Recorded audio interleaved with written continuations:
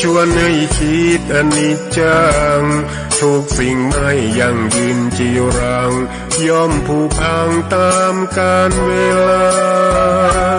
จะฝืนให้ยั่งยืนจนสิ้นโลกาอย่าได้หวังดังปรารถนาองค์พระพุทธาท่านตรัสสอนไว้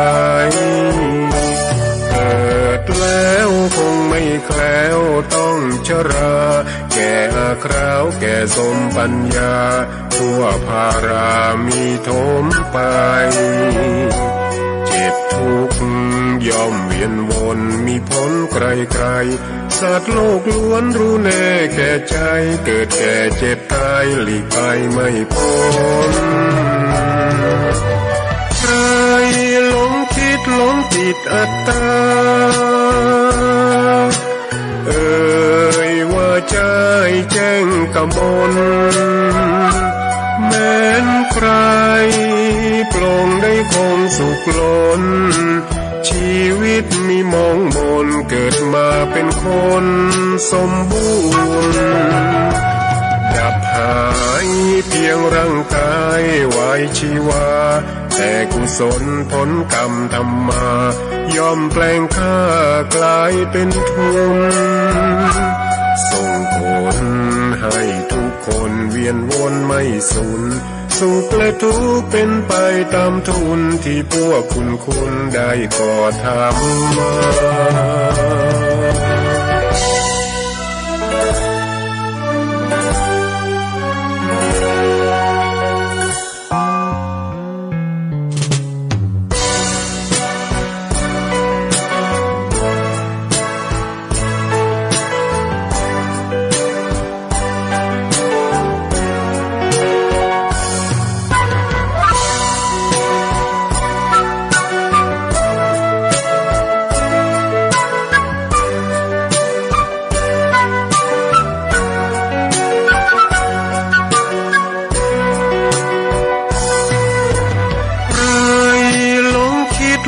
ติดอัตตาว่าใจแจ้งกำมลแม้นใครปลงได้คงสุขล้นชีวิตมีมองมนเกิดมาเป็นคนสมบูรณ์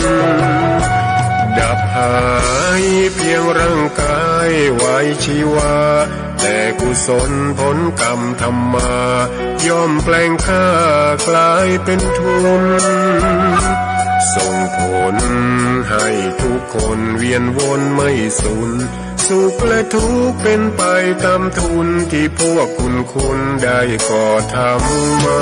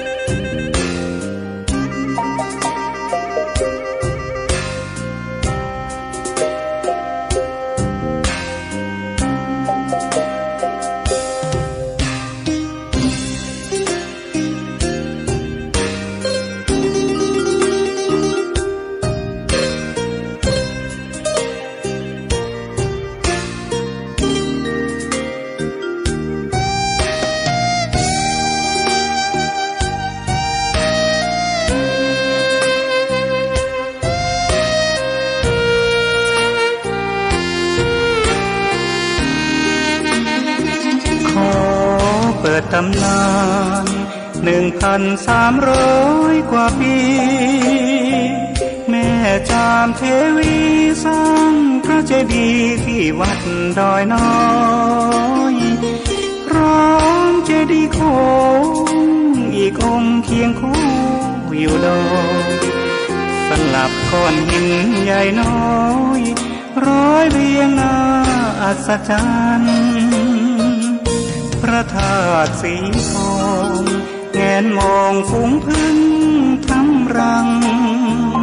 ช่างมีมนต์ขลังพลังศักดิ์สิทธิ์บนนั้นกล่าวคำไหว้สากราบสักการะคนลุกคนชัน สัมผัสถึงสายสัมพันธ์คงเป็นลูกหลานเคยร่วมสร้างบุญ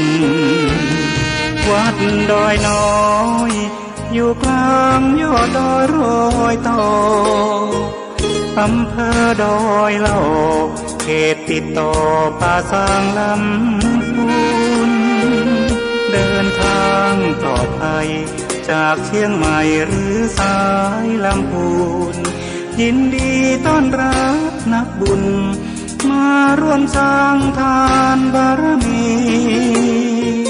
ตีสามตีสี่เปิดสถานีฟังตุลุงยองนักเทศเสียงทองชื่อเสียงดังก้องทั่วฟ้าธานีตัวจริงเสียงจริงวัดดอยน้อยแม่ตามเทวี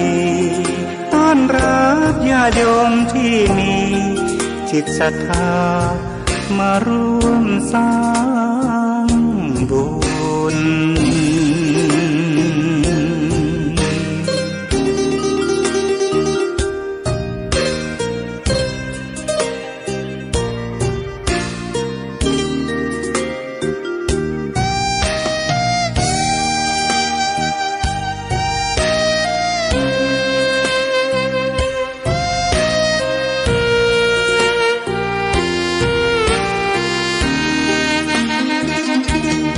วัดดอยน้อยอยู่กลางยอดดอยโรยต่ออำเภอดอยเหล่าเขตติดต่อป่าสางลำพูนเดินทางปลอดภัยจากเชียงใหม่หรือสายลำพูนยินดีต้อนรับนักบุญมาร่วมสร้างทานบารมีตีสามตีสี่เปิดสถานีฟังตุลุงยองนักเทศเสียงทองชื่อเสียงดังก้องทั่วฟ้าธานีตัวจริงเสียงจริงวัดดอยน้อยแม่ตามเทวีต้อนรับญาติโยมที่มีจิตศรัทธามาร่วมสร้างบุญ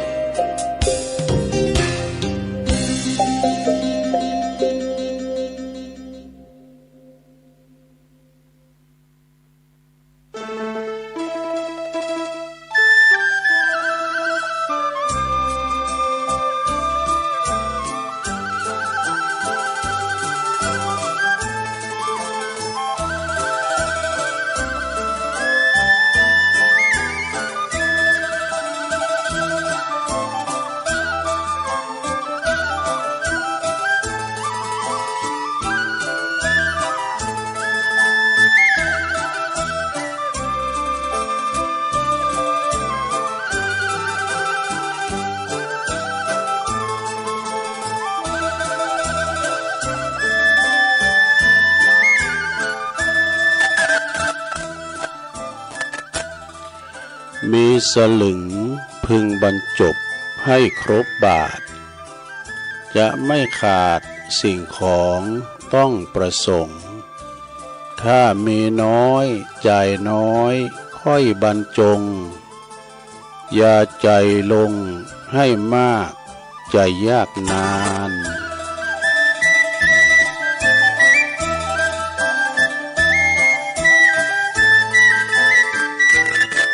ตื่นเจ้าขึ้นมายิ้มแย้มแจ่มใส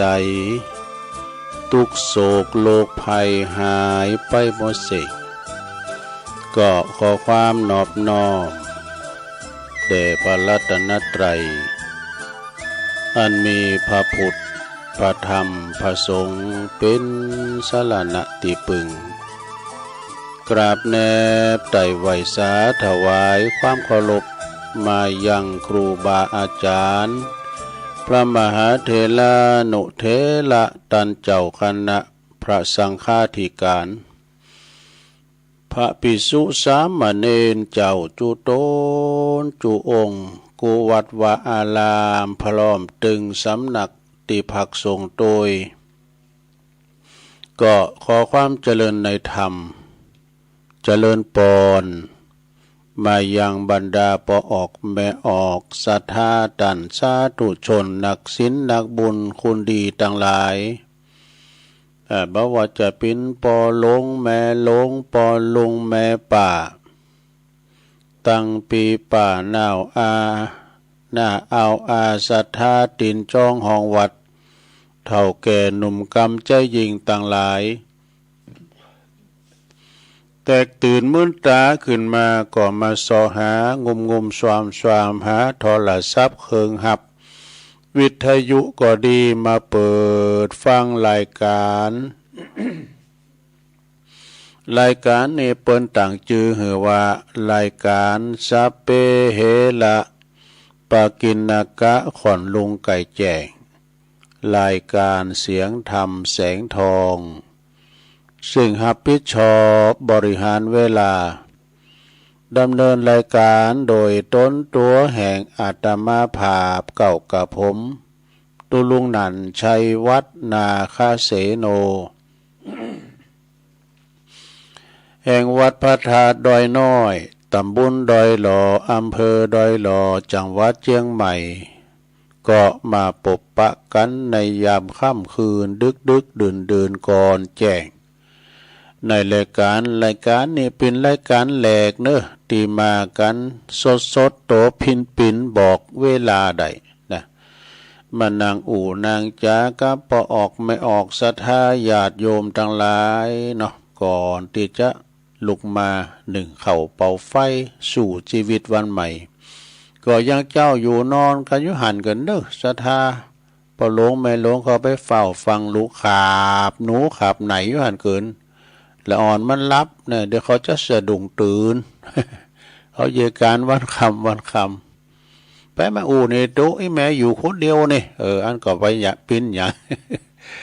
อันที่อยู่คนเดียวนี่ก็มีไปหนักเหมือนกันเนอะลงเนอะ อยู่คนเดียวทำอาหารการกินคนเดียวตักน้ำตักน้องอันบันโลหนึ่งเขาคนเดียวโอ้ก็แล้วลูกหลานไม่ได้หมดแบบก็เขาก็ไปตกลูกตกโผตกลูกตกเมตที่อื่นที่ไกลมึนไหนปีไหนเขาก็มาให้เตือน ปีไหนแรงไหนมาให้เตือนเรื่องโอ้อีก็สู่ชีวิตเนี่ยจะเป็นละเด้อลูกหลานจะเป็นละปอละแม่จะเป็นละคูณเฒ่าเดียวโดดเดียวดายนะเปิ้นงอมเนี่ยเขาอีแม่เขาอีปอเขาเนี่ยกันมีวิทยุเหนียวบ้าโมนเนอตัว ฟังนำฟังธรรมไปไอ้น่ะมันหลากหลายก็ฟังไปในลงเด้อแก่งอมแก่เงาไปตุลุงเขาก็สรรหาทำกันบ้านคุ้นคว้ามาเอานั้นหน่อยนี่หน่อยมานางอู่นางจ๋าเนี่ยพระเจ้าว่ามาสั่งมาสอนเนี่ยลงเด้ออันนี้มานำเสนอเอามาเล่าสู่จู้กันฟังไปกันว่ากินก็กินก็เปิ้นตุยก็ตุยก็เปิ้นยังมาอดล็อกอยู่ อันมันจะโขดจังเกียรติกันนะศรัทธาญาติโยมทั้งหลายเนาะเอาละไปอุดนักตัวก่อนที่จะได้ไปตังสถานีวิทยุคืนบุญต่างๆตุลุงก็จะนำไหวพระกันเนอเปิดความปินสิริปินมังกละปินมงคลกับตนกับตัวกับขอบกับครัวลูกหลานตันเต่าอยู่ดีมีสุขเนอได้ขจัดปัดเป่าเสน่ห์จังไล่จังหลายอันเป็นอัปมงคลออกจากคุ้มโหหอเฮินเฮาไปนำเอาสินที่เป็นมงคลเข้าคุ้มเข้าโหเฮามาเด้อพร้อมแล้วกราบหนึ่งกราบสองกราบสามอิมินาสกาเลนะพุทธังอภิปูชยามะอิมินาสกาเลนะธัมมังอภิปูชยามะอิมินาสกาเลนะสังฆังอภิปูช ชยามาอะระหังสัมมาสัมพุทโธภะคะวาพุทธังภะคะวันตังอภิวาเทมิสวากขาโตภะคะวะตาธัมโมธัมมังนัมมัสสามิสุปฏิปันโนภะคะวะโตสาวกสังโฆสังฆังนะมามินะโมตัสสะภะคะวะโตอะระหะโตสัมมาสัมพุทธัสสะนะโมตัสสะภะคะวะโตอะระหะโตสัมมาสัมพุทธัสสะนะโมตัสสะภะคะวะโตอะระหะโตสัมมาสัมพุทธัสสะอิติปิโส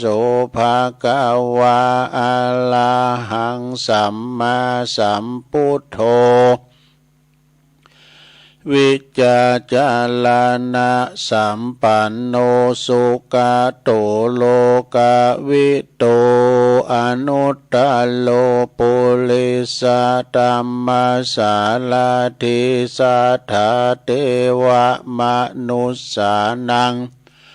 พุทโธภะคะวะติสวากขาโตภะคะวะตาธัมโมสันติทิโกอากาลิโกเอหิปัสสิโกโอปันนยิโกปัจจตังเวติตาโป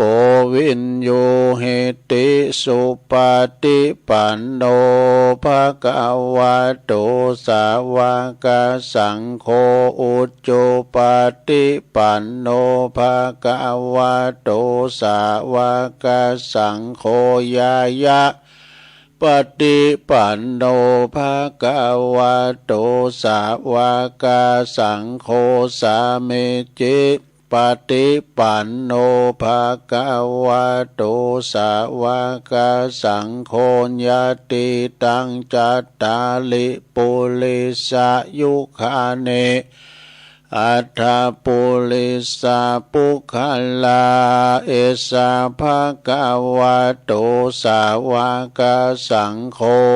อะหุนายโยปะหุนายโยตักขินายโยอัญจลิกาลนิโยอนุตตลังปุญญาเขตังโลกัสสติจยันโตโพธิยามุเลสักยานังนันทิวัตโนเอวังตวังวิจัยโยโหหิจยสุจยมังคะเลอัปปลาจิตตปัลลังเกสิเสปัตถวิปุคะเลอภิเสเกสัพพพุทธานังอากาปโตปโมทัตติสุนักกตังสุมังกลังสุปาปาตังสุโหติตังสุขันโนสุโมโหโตจัสสุยิถังพลัมมจาลิสุปัทขินังกายกัมมังวาจากัมมังปัทขินังปัทขินังมโนกัมมังปณิทิเตปัทขินาปัทขินานิกัตวันนะละพันตัตเถปัทขิเนสัพพิติโยวิวัจจันตุสัพพะโลกโควินาศตุมาเตภวัตวันตรายโยสุขีติกายุโกภวะอภิวาทานาสีลิสานิจังวุตตาปจายโนจ จัตตารโอธรรมาวทันติอายุวันโนสุขังปะลัง เอาแล้วศรัทธาญาติโยมทั้งหลายตุลุงก็ปิ้นเก้าปิ้นโหนำสวดมนต์ไปปิ้นตีเรียบร้อยขอคุณพาติตาไหลรัตนะผ่านแผ่วตังพระเกี่ยวเจ้าสามประการเนาะจงดลบันดาลมาปกป้องคุ้มครองรักษาวัดวาอารามขวงเกี่ยวตั้งสามรักษาปกป้องดูแลครูบาอาจารย์พระสงฆ์องค์สามบาเนนเจ้าอยู่กับวัดกับวาได้มาเผยแผ่สัจธรรมคำสอนปั่มเป้งปะละเมธรรมนำกึดนำสั่งนำจิตนำใจปอออกไม่ออกศรัทธาได้มาปิ้นหนอนเนื้อนาบุญศรัทธาได้มาปูชาสักการะกราบไหวกันเนาะพอหลวงแม่หลวงเขาก็ดีเน้อขอให้มีสุขภาพพลานามัยสมบูรณ์แข็งแรงกินข้าวลำกินน้ำลงเน้อแล้วก็ตุลุงขอปิ้นกำลังอกกำลังใจอีปออีแม่ที่เดินเหินไปไหนมาไหนบ้าใดก็เอาวิทยุนี่อันเด้อปิ้นกูปิ้นกีมไปปิ้นกำลังใจเด้อพอบ้านแม่บ้านก็ดีจะขับรถขับลาออกคุ้มออกโฮก็ขอให้มีสติก่อนสตาร์ทรถมันหนักมันหลายจะออกคุ้มออกโฮเลี้ยวหน้าแลหลังนี่ออกจากปากก้องปากซอยก็ดีนะเขาก็ต้องพอรถมันมากำมานี่มาขี่ประสบอุปัตวเหตุตอนที่เขาเจาะเหมาะเนี่ยเจาะเหมาะนี่ออกมานี่นะจอมเหมาะออกมาเด้อกันห้อมเลี้ยวพอเปิ้นมันต่างสินเองมันเปิ้นถูกของเปิ้นนะแล้วรถมันมาไกลปูนกันเนี่ยโอ้ไปว่ามันไกลเนี่ยมันวิ่งติ้มตีนะ15 ซาวกันนี่เขาก็กันไปเขาปล่อยมันวางแต่ก่อนมันดึงไฟแดงออกสักข้ามไหมนะมันวางแต่ปลอดภัยไว้ก่อนเนาะขอเดินทางไปดีมาดีทั้งขาไปและทั้งขากลับเน้อเอาละตอนนี้ตัวลุงจะได้ประกาศเนาะลายจีสถานีในคืนเครือข่ายตีเปิลหับสัญญาณรายการธรรมะภาคภาษายองช่วงเวลาตั้งแต่ตี 3 ถึง 5 โมงดังต่อไปนี้เน้อขอขอบคุณสถานีวิทยุคลื่นพระพุทธศาสนาการศึกษาและวัฒนธรรมของวัดไฟหินเนอร์ตำบลสุเตปอำเภอเมืองเชียงใหม่ FM 104.50 เมกะเฮิรตซ์โดยเมตตาบารมีธรรมอาจารย์พระครูสมุวิศวัตวรกิจโจผู้อำนวยการของเฮาเนอร์เบื้องหลังความสำเร็จของทุกเจ้าให้เป็นเฝ้าสถานีตลอดเนอบ่มีขาดตกบกพร่องก็ต้องขอกราบขอบคุณในเมตตาธรรมอาจารย์พระครูด้วยขอบคุณสถานีวิทยุคณะสงฆ์อำเภอฝางตั้งอยู่ที่วัดพระพุทธบาทอุดมน้ำบ่อสาวาสำนักวิปัสสนา FM 100.25 เมกะเฮิรตซ์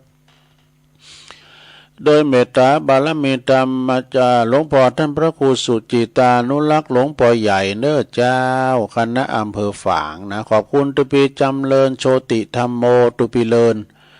ขอบคุณตุปีสุเทพเดินเน้อปีน้องฝางไม่อายใส่ประการฟังกันหลายแถวด้อยลางบ่ ขอบคุณสถานีวิทยุแดนดินถิ่นล้านนาตั้งอยู่ที่บ้านโฮงงัวตำบลน้ำบ่อหลงอำเภอสันป่าตอง FM 103.50 เมกะเฮิรตซ์โดยคุณรุจิสมบัติเงาคำขอบคุณสถานีวิทยุคลื่นธรรมะของชุมชนวัดหวยตองซักตำบลโขงเป้าอำเภอจอมตองFM 98.75 เมกะเฮิรตซ์โดยเมตตาบารมีธรรมอาจารย์พระครูวาปีวรมานิตโซนไต่สายแต่ก็ฟังแต่เพลงบักเก่าแห่งความหลังเพลงดังในอดีตมาแล้วขอบคุณสถานีวิทยุมนเสียงธรรมอำเภอแม่แจ่มวัดบุพาราม FM 106.25 เมกะเฮิรตซ์โดยเมตตาบารมีธรรมหลวงพ่อท่านพระครูมงคลวิสิทธิ์หลวงพ่อใหญ่เจ้าคณะอำเภอแม่แจ่มขอบคุณท่านพระปลัดอุทัยถึง2 อุทัยโดยนะครับพี่น้องแม่แจ่มก็ฟังกันหลาย ขอบคุณสถานีวิทยุเน็กเนลเรดิโอก็ FM 96.75 เมกะเฮิรตซ์ตั้งอยู่ที่บ้านจงตำบลทุ่งขวาวห้างหุ้นส่วนจำกัดอนุสรณ์เรดิโออำเภอเมืองปานจังหวัดลำปางขอบคุณสถานีวิทยุชุมชนคนเหนือเขื่อนตั้งอยู่ที่บ้านดงดำอำเภอฮอดจังหวัดเชียงใหม่ FM 90.75 เมกะเฮิรตซ์ขอบคุณสถานีวิทยุเพื่อการศึกษาและพัฒนาอาชีพอาร์เรดิโอเน็ตเวิร์ก FM 103.00 เมกะเฮิรตซ์อำเภอเมืองจังหวัดลำปางขอบคุณสถานีวิทยุอาร์เรดิโอเน็ตเวิร์ก FM 99.50 เมกะเฮิรตซ์วิทยาลัยเทคโนโลยีเพื่อการจัดการกฟผ.แม่เมาะลำปางและขอบคุณสถานีวิทยุมจร.ลำปางวิทยาลัยสงฆ์นครลำปางตั้งอยู่ที่วัดบุญญาวาสวิหาร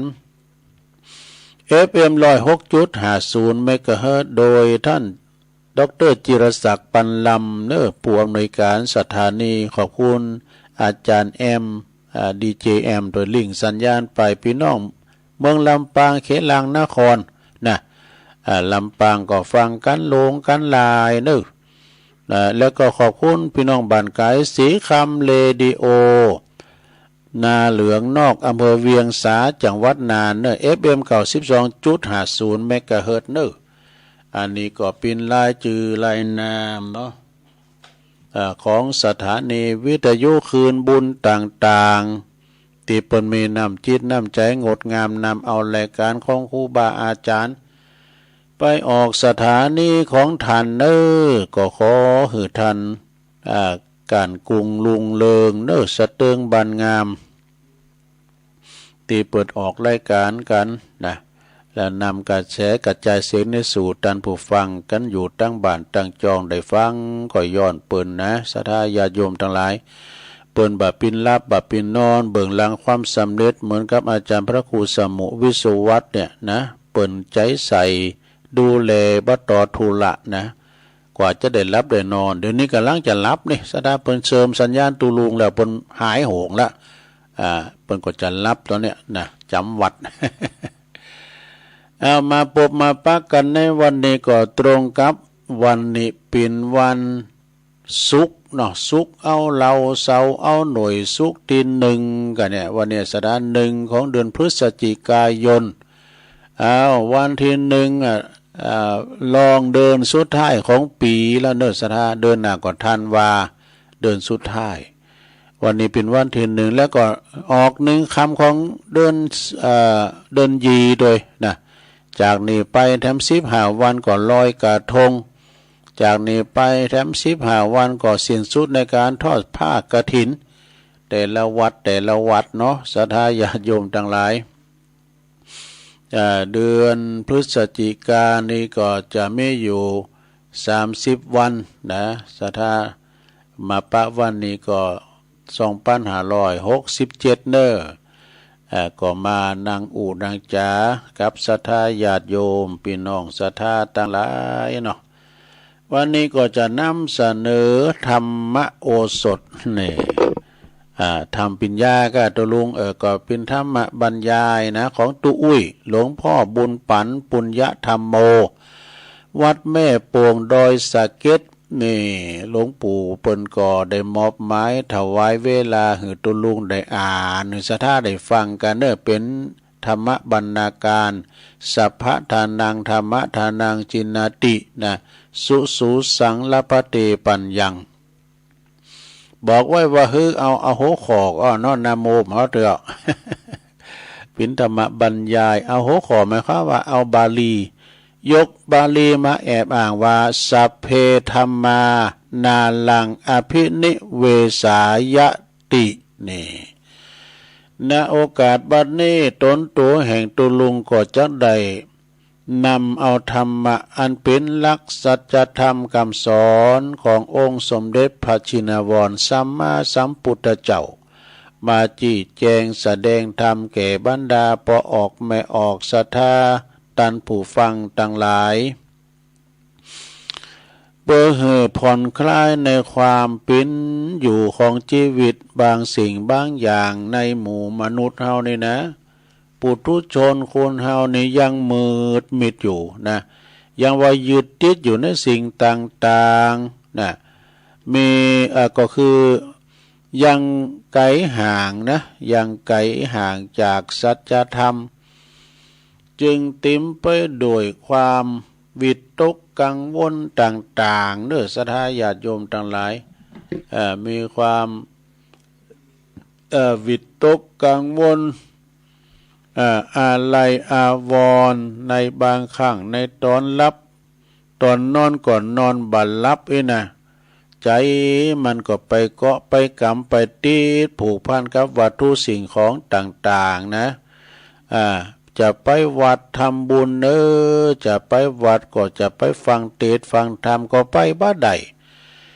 เมื่อเยอะเฮือเยอะแปมได้แม่หลวงก็เพราะว่ามันมีบ่งม่านมาทัดทานไว้นะจะไปก็ตาเข้าไว้หาโกไก่มากินด้วย ยิงปอกล้าแม่ขายของซ้ำเลยนะต่างร้านก้าร้านขายในบ้านลำจะได้ไปไหนเนี่ยเปิ้นไปกินไปตานเปิ้นไปแอวที่หันที่นี่นะก็บ้านลำจะได้ไปนะกันไปก็กันปิดร้านก็เดินร้อนกันถึงบ้านนี่เปิ้นอย่ามาซื้อหยังอ่ะ ก็โลดเลยบ่ได้ไปนะบ่ได้ไปสร้างคุณงามความดีโหงนักโหงหนาเปิ้นว่าโหงกังวลก็ตุกนักหูจักปุงหูจักปล่อยวางก็จะคอยบรรเทาเบาบางลงไปนะปกติปุถุชนคนเฮานี่เมื่อว่ายืนเดินนั่งนอนนะเคลื่อนไหวได้เป็นธรรมดามีจิตใจก็ต้องกึดใจเนี่ยมันกึดไปหมดยิ่งว่านอนบ่หลับก็ยิ่งกึดนะมีชีวิตก็โหงแต่ว่าโหงนักยึดนักก็หมดอิสระภาพเด้อจึงหาบตึงก่อนเนี่ยมันถึงหาบตึงก่อนจนถึงแก่ถึงเฒ่าชราแก่เฒ่ามาก็ยังบ่ได้ยุดได้ยั่งนะสมดังพระสัมมาสัมพุทธเจ้าจึงได้ตรัสไว้ในการดำเนินชีวิตโดยใจสติปัญญาสติก็เหมือนกับหามล้อปัญญานั้นก็หู้ดีหู้ชั่วหู้เสแล้วก็หู้เหตุหู้ผลเนี่ยเพราะว่าอย่าไปหักว่าโลภโกรธหลงนี่เพราะว่าจนเกินพอดีเนี่ยโลภโกรธหลงเนี่ยมันเป็นตัณหาสามเหงา มีมัชฌิมาพอปานกลางก็พอละนะจะไปหักหนักลำไปมีปัญญานะก็เป็นไฟสัญญาณสระปัญญานะคือไฟสัญญาณไฟเหมือนว่าเฮาใจอันไฟฟ้าเนี่ยมีทั้งคุณมีทั้งโทษถึงอาจจะถึงตายก็ได้นะมีโทษมันอนันต์เพราะว่ามีคุณอนันต์มีโทษมหันต์เนี่ยเพราะว่านะจำเป็นที่จะต้องมีของที่มันตัดสัญญาณนะเวลามันสอดมาก็มีเซฟทีคัดเองอ่ะ จันได้เด้อความนึกความคิดจึงเป็นสิ่งที่สำคัญนะเป็นสิ่งที่สำคัญการการยืนเดินนั่งนอนจะปราศจากสติเหไปบ่ได้เน้อดังตีตันได้กล่าวไว้ว่าการว่าสติมานี่ปัญญาเฮาเกิดแล้วสติเฮาตะเลิดเปิดเปิ้งนี้ไปนี่เกิดปัญหาทำแล้วอวิชชานี่เข้ามาแทนที่อวิชชาแปลว่าความมืดบอดเน้อลงเด้ออวิชชานี่นะมืดบอดเพราะเหตุที่คุณที่มีสติปัญญามีสมาธินี่สามารถดำรงชีวิตโดยปกติสุขกว่าคนที่ขาดคุณธรรมคือสติปัญญาเด้อขาดความดำริตริตรองนะพลั้งเผลอเป็นว่าหักหนักเพราะว่าหักห้ามอารมณ์บ่ได้เลยเข้าทำนองวัดเฮาก็เข้าเหล้าเฮาก็กิน ศีลเฮาก็ถือบาปเฮาบุญเฮาก็หาบาปเฮาก็แบกเราเอาอย่างนะ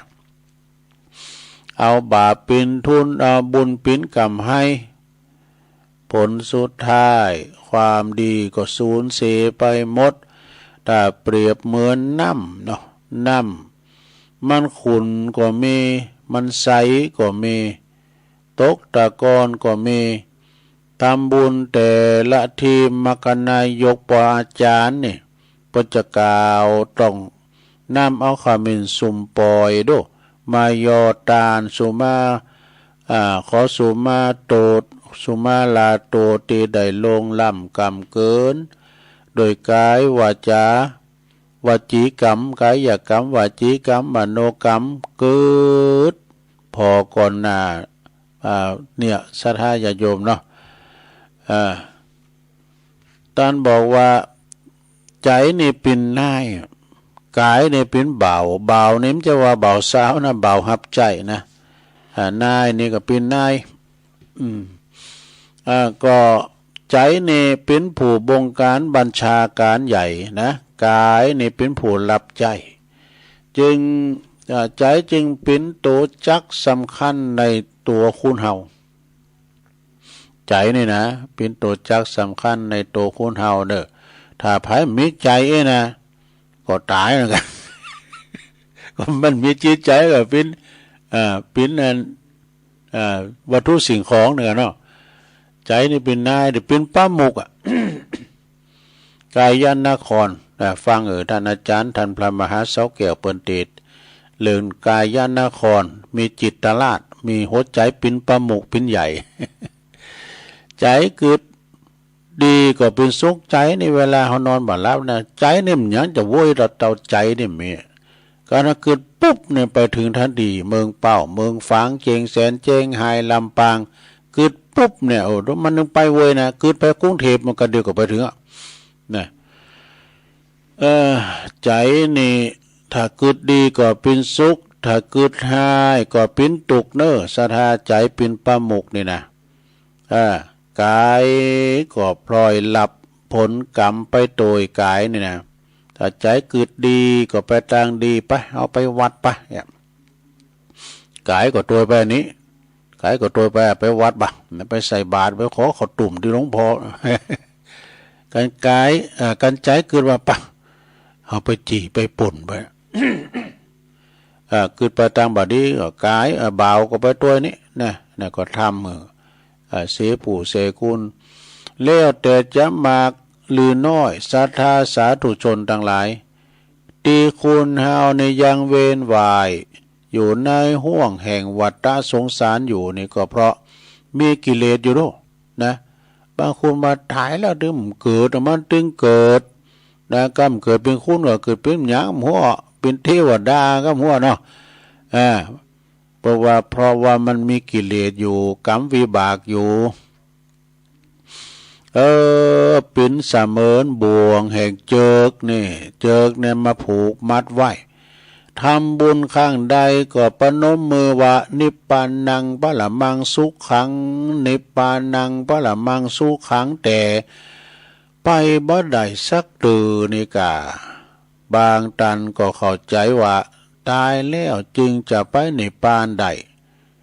ยังเข้าใจผิดอยู่เนอะญาติโยมทั้งหลายความจริงนิพพานนี่มันอยู่ไกล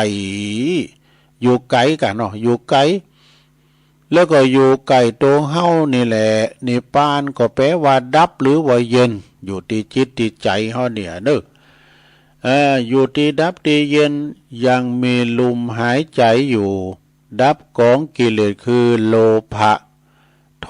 สะโมหะมานะทิฏฐินี่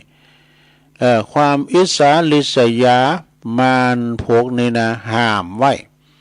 บ่หือไปนิพพานสักเถือนะเมื่อว่าเฮาดับใดบังคับใดก็เย็นเบิกบานสำราญใจเนอะดับโลภะโทสะยโมนี่นะใจก็เย็นเบิกบานสำราญใจอุปมาแปลว่าอุปทานนะอุปทานความยึดมั่นถือมั่นมารตัวสำคัญมี3จำโผกดู มารมี3จำโผก คืออันสุมาเนี่ย มารตัวที่หนึ่งก็คือหนึ่งปุตตังคีเวเนี่ยฮักกันเนี่ยกะฮักลูกก็เหมือนเจิกผูกคอโดสองภริยาหัตเถฮักเมก็เหมือนปอผูกศอกนี่สามท่านนางปาเทหักเข่าของเงินทองสมบัติประสถานก็เหมือนกับปอกซุปตีนนี่สามเจิกสามสินนี่นะสระเจิกสามสินนี่มามัดฝันมาขินน่ะมัดฝันขินเหือปิ้นเจิกปิ้นเจิกนะเกิกกิ่งเกิกอยู่ในแห่งโอคะวัฏฏสงสารสิ่งที่หนึ่งเพราะว่าหักลูกหลานเพราะว่าลูกหลานเหลนสิ่งที่หนึ่งนะสิ่งที่สองภรรยาสามีกาสิ่งที่สามสมบัติพสถานทรัพย์สมบัติทั้งตีอยู่เพราะว่าทั้งตีหู้อยู่ว่าสิ่งเหล่านี้สมหมดขึ้นเนี่ยตายแล้วก็ไม่ได้เอาอย่างไปสักอย่างตายแล้วก็ไม่ได้เอาไปสักอย่างคุณไปไม่ได้สักอย่างจึงอาจจะกล่าวได้ว่ากิเลสที่มีมนต์ขลังกิเลสที่มีมนต์ขลัง องค์สมเด็จพระสัมมาสัมพุทธเจ้าเปิ้นยังทรงปิ้นเจ้าชายสิทธัตถะนะตอนนั้นเปิ้นยังปิ้นเจ้าชายสิทธัตถะบัดใดออกบวชเตินแล้วก็ทรงเบื่อหน่ายในบ่วงแห่งม่านเนี่ยนะเจิกสามสินเนี่ยเพิ่นก็เบื่อหน่ายสงสารเบื่อเพราะว่าหน่วยเบื่อม่านมาแล้วเนี่ยหันเป็นของดีนาเบื่อหน่ายกายแกนบ้านนาอาภิรมจมจืนเนอะนะความสุขโลกีมีเพียงชั่วขณะเนี่ยเป็นอนิจจังบ่ยังยืนถาวรสักเตอจึงพลัดพรากมีจากมีจรฝืนม่อมเมาอยู่ก็เหมือนอยู่ในคุกตารางเนี่ยตารางดวงใจ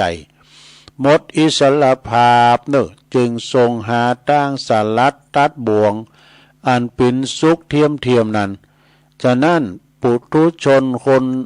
แปลว่าปุถุชนคนสามัญชนธรรมดานี่ตลาบได้ยังตัดหักบ่ขาดตัสวาดบ่หมด จะไปนิพพานก็เพียงแต่ในฝันเต่าอ่านเอง เพราะว่าจิตวิญญาณยึดติดผูกพันในสิ่งนั้นอยู่ทุกลมหายใจนี่เกิดหาคุณหักเกิดหาของหักทรัพย์สินสลิงคานแมงโง่โตควายเหลือกสนไหลนาบานจองหอเฮิรน เกิดถึงลูกเกิดถึงแม่น่ะมันไปนิพพานได้เด้อเนาะเกิดว่า เฮิรนที่เฮาแปลงเป็น2-3 แสนตายแล้วเขายังเฮาอยู่เฮานอนหามไปลงนอนกะลางบ่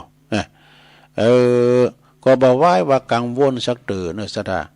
สิ่งเหล่านี้ยามเมื่อปัดภาคนี่น่ะสถา เมื่อว่าปัดภาคจากไปก็โศกาอาลัยทำแล้วบางคนกินบ้าใดนอนบาลับดังสมเด็จพระสัมมาสัมพุทธเจ้าเปิ้นทรงตรัสไว้ว่าปิยะโตชายะเตโสโกแปลความว่าความโศกย่อมเกิดแต่คนและก็สิ่งของตีตนหักนี่ ก็มีพระบาลีเป็นยืนยันไว้ทั้งบทหนึ่งว่าสัพเพธัมมานาลังอภินิเวสายะซึ่งสิ่งทั้งหลายทั้งปวงบ่ควรยึดมั่นถือมั่นแบกไว้ควรหูจักปวงวางแบกก็นักปวงวางก็เบาไอ้น่ะทุกสิ่งทุกอย่างก็จะเบาลงเพราะคนเฮานี่มัวงมงายประมาทจึงขาดสติลืมนึกถึงกรรมพระพุทธเจ้าก่อนที่จะนิพพานนี่นะศรัทธาญาติโยมทั้งหลายเปิ้นได้ตรัสดำริ ได้ตรัสพระดำรัสนะฝากไว้ว่าหันทธานิภิกขเวอามันตยามิโววยธรรมาสังขาลาอัปปมาเทถะสัมปะเทถะ เปิ้นแปลความว่าดูก่อนภิกษุทั้งหลายเฮาขอเตือนเธอทั้งหลายเป็นข้างสุดท้ายว่าสังขารทั้งหลายบ่เตีงเน้อยอมเสื่อมสิ้นไปเป็นธรรมดาตันต่างหลายจงต่างอยู่ในความไม่ประมาทเถิดนี่เฮียสะดา เบิ่นเบิ่งประมาทคือบ่ประมาทในการสร้างคุณงามความดีหาตีเกาะตีกรรมนะปินป่าไทยยังคือแก่ธรรมะนะก็ได้แก่ธรรมะอันควรแสวงหาเด้ออันเป็นขุมทรัพย์ตีปึงอันถาวรหนึ่งอังคะสมนิธิสัพติโตสัพติโตวิชาความหูนะอันเป็นสติปัญญาประกอบอาชีพเป็นสัพติไผลักขโมยไปบ่ได้ก็คือปัญญาของเฮาเนี่ยวิชาปัญญาเฮาเนี่ย ข้อที่สองอนุคามินิธิขุมทรัพย์ติโตก็ได้แก่บุญกุศลเนอะบุญกุศลคุณงามความดีมีศีลประจำโตมีสมาธิประจำใจมั่นคงมีปัญญาหูแจ้งแทงสภาวะสังขารมีปัญญาแจ้งแห่งสภาวะสังขารสัพขุมนิปินฉายาอิวะอนุปายินีเหมือนเงาติดตามตนตัวเฮาไปทุกหนทุกแห่งจนตายไปสู่โลกหน้าพวกนั้นส่วนว่าทรัพย์ติดติดตัวเฮาก็ได้แก่ตีดินตีนากาทรัพย์สินที่คืนไว้ได้หรือว่าทรัพย์สินที่คืนตีก็มีญาติพี่น้องแก้วแหวนเงินทองจ้างม้าโง่ควายตึกเฮินบ้านจองหอเฮินเป็นรถลาโยดยานพาหนะก็บ่สามารถนำติดตัวไปได้เน้อศรัทธาต้องละทิ้งไว้เป็นสาธาเน้อบุญคือผลคือความสุขสบายบาปติดตามไปซ้ำเติมเพิ่มตุกดังได้จี้แจงแสดงมาเน้อศรัทธาสาธุชนคนดีทั้งหลายพึงรีบขนขวายหาตีปึงอันเตียนจีรังยังยืนเด้อเลิกยึดมั่นถือมั่นในวัตถุสิ่งของเสมือนเอาเจิกมามัดสามสินเอาเจิกเอาตอกสามสินมาผูกมัดไว้ตีมือตีตีนตีคอจนบ่ได้ไปจำศีลภาวนาบ่ได้ไปวัดไปว่าเขาว่าสาสามเดินก็บ่ได้ไปฟังเทศฟังธรรมบ่ได้ไปจำศีลกินตาเนี่ยยังเกิดอยากที่จะไปวัดน่ะก่อนได้คิดเนอะดังที่แสดงมาเนาะตุลุงได้แสดงธรรม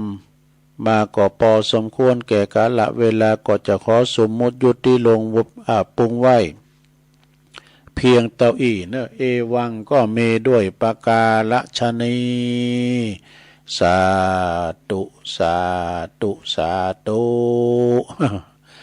โอ้จะธรรมดาเด้อธรรมของตุอุ้ยนี่นะหลวงพ่อบุญปันปุญญธรรมโมวัดแม่โป่งดอยสะเก็ดเนาะโมนและสดาก็ฟังไป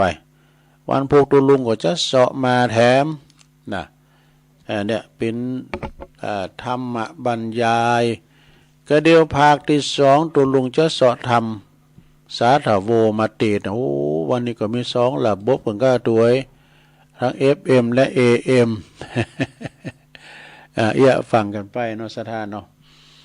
เหลือเวลาดำ10 นาทีจะพักเบรกตุลุงก็จะเอาอันนี้มาวาทำกรรมก่อนเนาะนิทานธรรมเด้อลุงเด้อ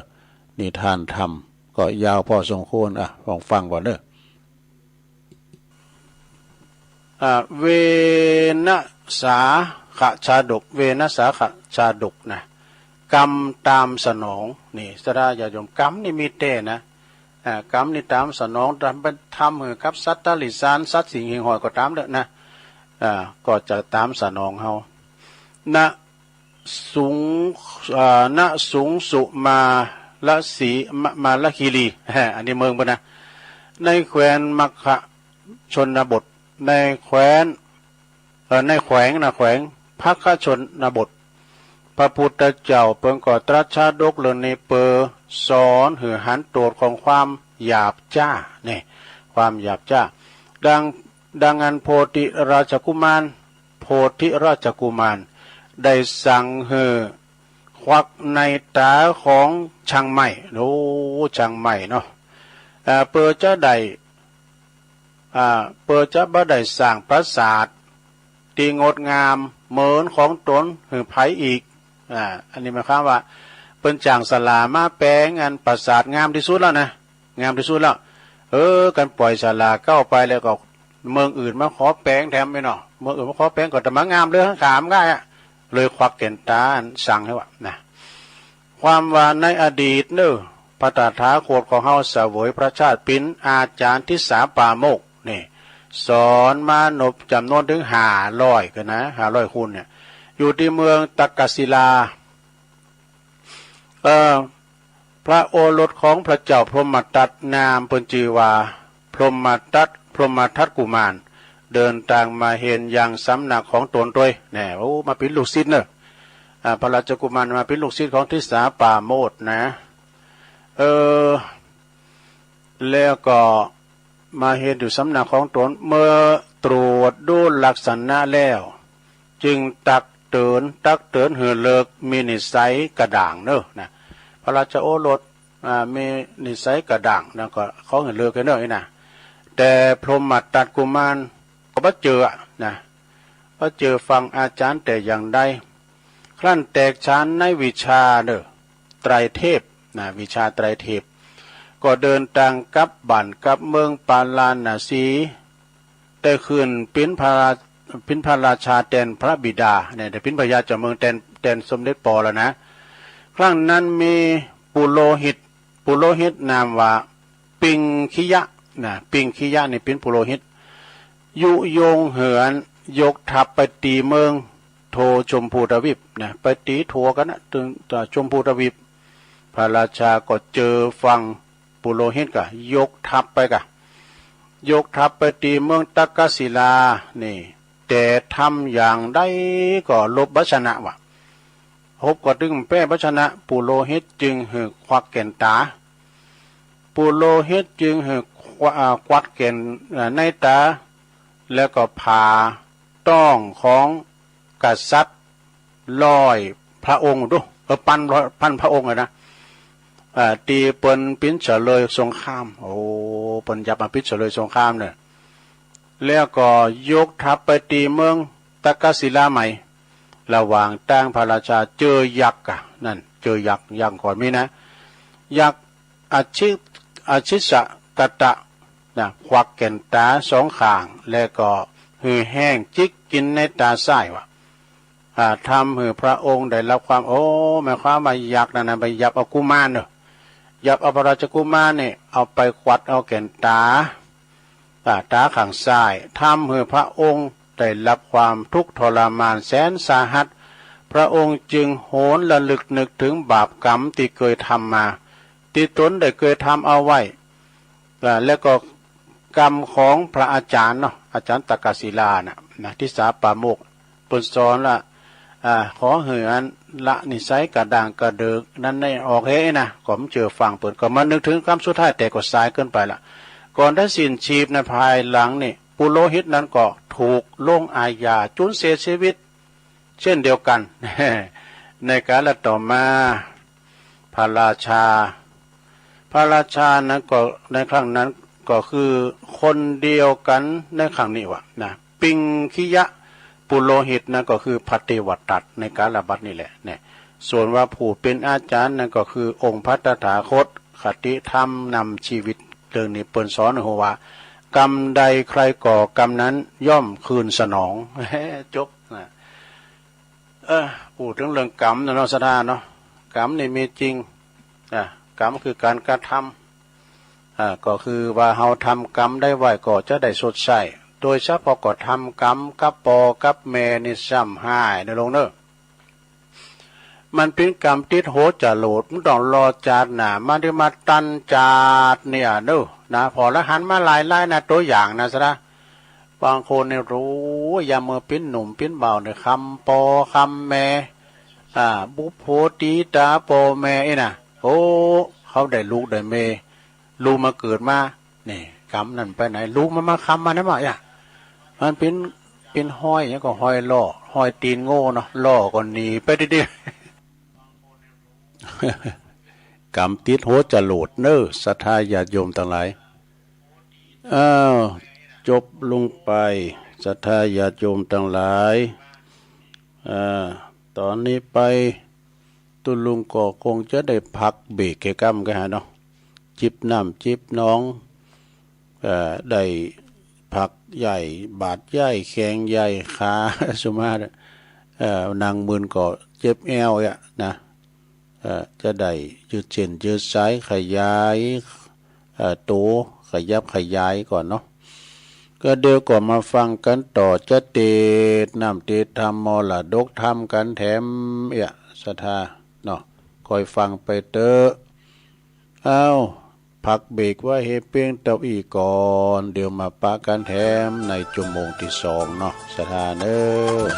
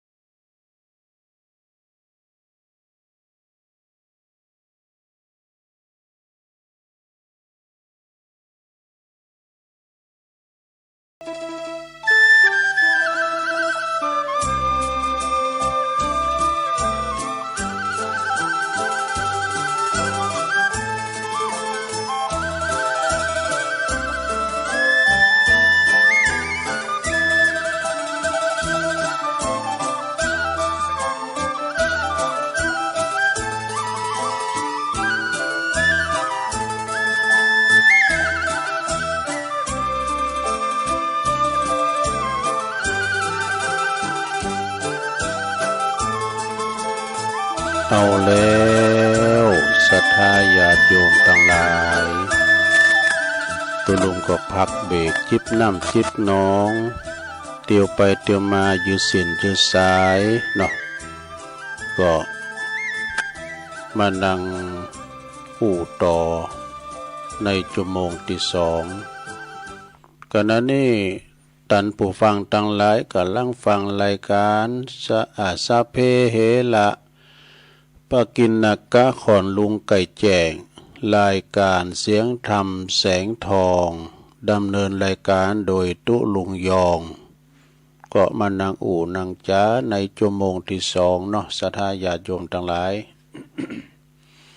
วันนี้ก็เป็นวันที่หนึ่งแล้ววันที่หนึ่งของเดือนพฤศจิกายนเป็นวันศุกร์เอาเหล่าเสาร์เอาหน่วยหลังจากจบรายการตุลลุง5 โมงปิ้นตุนไปก็อดถาดาฟังรายการมรดกธรรมเหมือนกันเนอะจากท่านพระครูชลทานพิทักษ์ตุลุงแดงเปิ้นจะมาเตะธรรมเรื่องจ้าง3 ง่าป๋า3 เงง ตุลุงก็ติดตามฟังเปิ้นโมนะฟังกันไปศรัทธาที่เปิ้นไปการไปงานตื่นแต่เจ้าก็ไปกาดไปลีแล้วก็มีนะสำหรับประกาศในขายเนาะก็อันนั้นก็เป็นอาชีพของเปิ้นซื้อกาดเนื้อมาขายกาดไต่กำให้ก็พอสมควรบ่หนักบ่น้อยบ่กล้ากำไรเกินโคนเปิ้นก็จะเอาไปเลี้ยงลูกเลี้ยงโผเปิ้นเอากำให้เล็กๆหน่อยๆเอาเต้าตื้นนั่นน่ะไปน่ะซื้อมา5 บาทขาย10 บาทก็กำให้กึ่งนึงอันนี้ ก็การน้ำมุกน้ำมันเนาะเอกอะนะอันนั้นซะนะก็ฟังกันไปเนาะมันได้สิ่งละอันพันละน้อยจากในการฟังเนี่ยนะครูบาอาจารย์เปิ้นก็เอาข่าวมามาจ้าพอง เอาก็ได้ฮู้เต้นโลกนะการฟังนี่มันง่ายฟังวิทยุเนี่ยนะครับต้องได้แปมต้องสะกดฟังแล้วก็ถึงหูต่อปากต่อหูได้ยินเลยอ่านหนังสือพิมพ์ยังได้สะกดอยู่ไอ้น่ะเนาะอันนี้เป็นความสบายฟังได้ง่ายลงทุน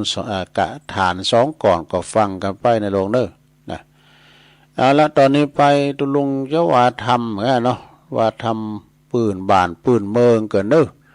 ก็เดี๋ยวก็มาอุจากันต่อศรัทธาญาติโยมทั้งหลายเป็นมรดกธรรมบางคนไปยังไปนอนวัดอยู่นะย้ำปีกวัดด้วยก็มีนะศรัทธาเปิ้นว่าวันศีลน่ะเนาะศรัทธา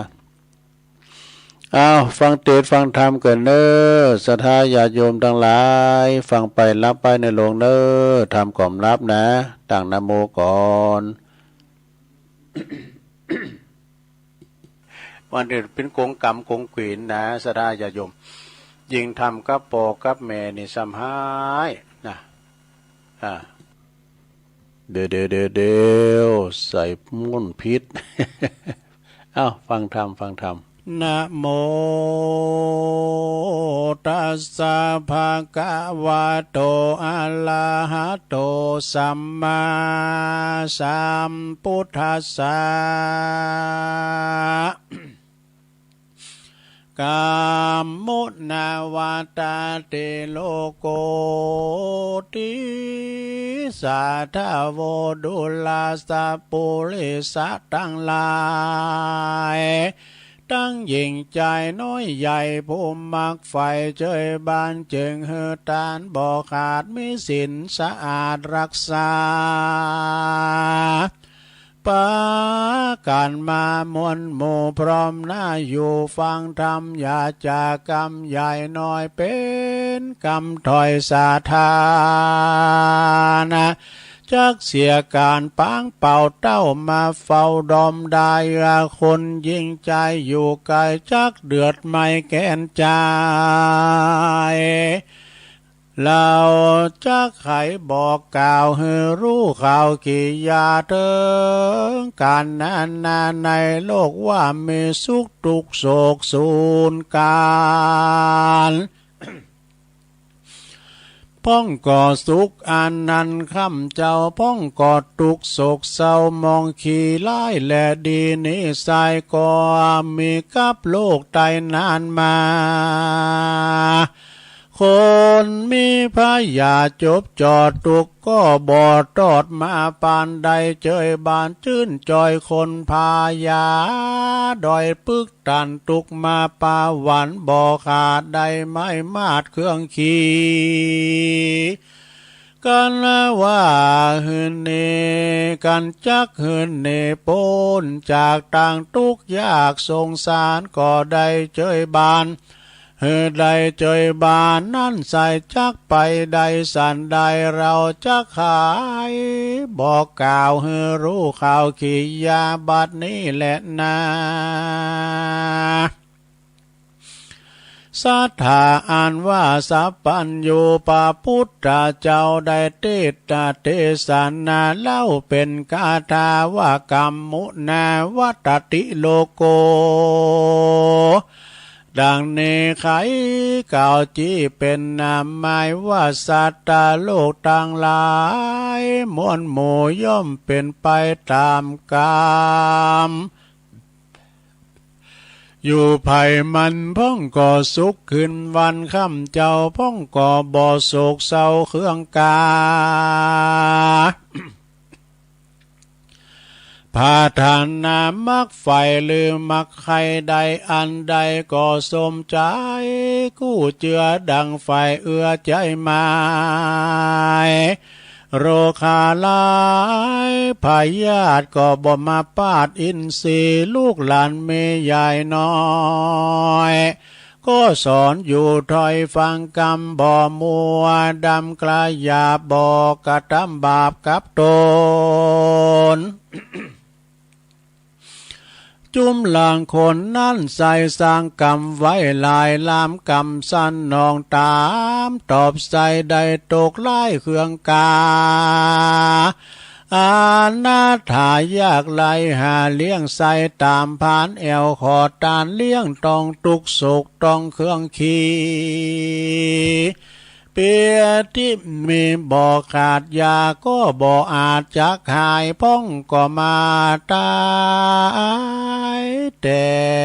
น้อยพ้องกาดก้อยพ้องก่อกาดก้อยยามจะลาตามกรรมมาปามาตอบสายได้ร้ายและดีสัตว์โลกีน้อยใหญ่บ่เว้นไว้ตั้งตายย่อมจักวำวายมวยมัง บ่หล่อข้างคนใดจักตายเร็วไวหรือจ้าตามกรรมตอบตาตัวยตันกรรมเป็นหน้ากรรมเป็นพันเผาเจือได้ฝ่ายเอื้อนนำมากามนานั้นใส่จะเกิดได้มาเอาคือกายาเล่าเป็นเก้าวาจีเล่าเป็นสองจิตใจปองกาวจีสามประการนี้เป็นหมาย กรรมตั้งหลายน้อยมากย่อมมาจากเจตนาดังพระพุทธาที่วายเทศนาไว้โอวาทเป็นบทบาทคาถาว่าจะเจตนาหังภิกขเวกัมมังวัตตามิดังนี้ภิกขเวดุลาภิกขุตั้งหลายอันว่ากรรมตั้งหลายหมายเก่าแก่คือหากมาได้แก่การกระทำมาบุญและบาปกรรมนั้นใส่จักสำเร็จได้ด้วยใจกรรมจักนำไปเป็นเหตุเข้าสู่เขตสถาน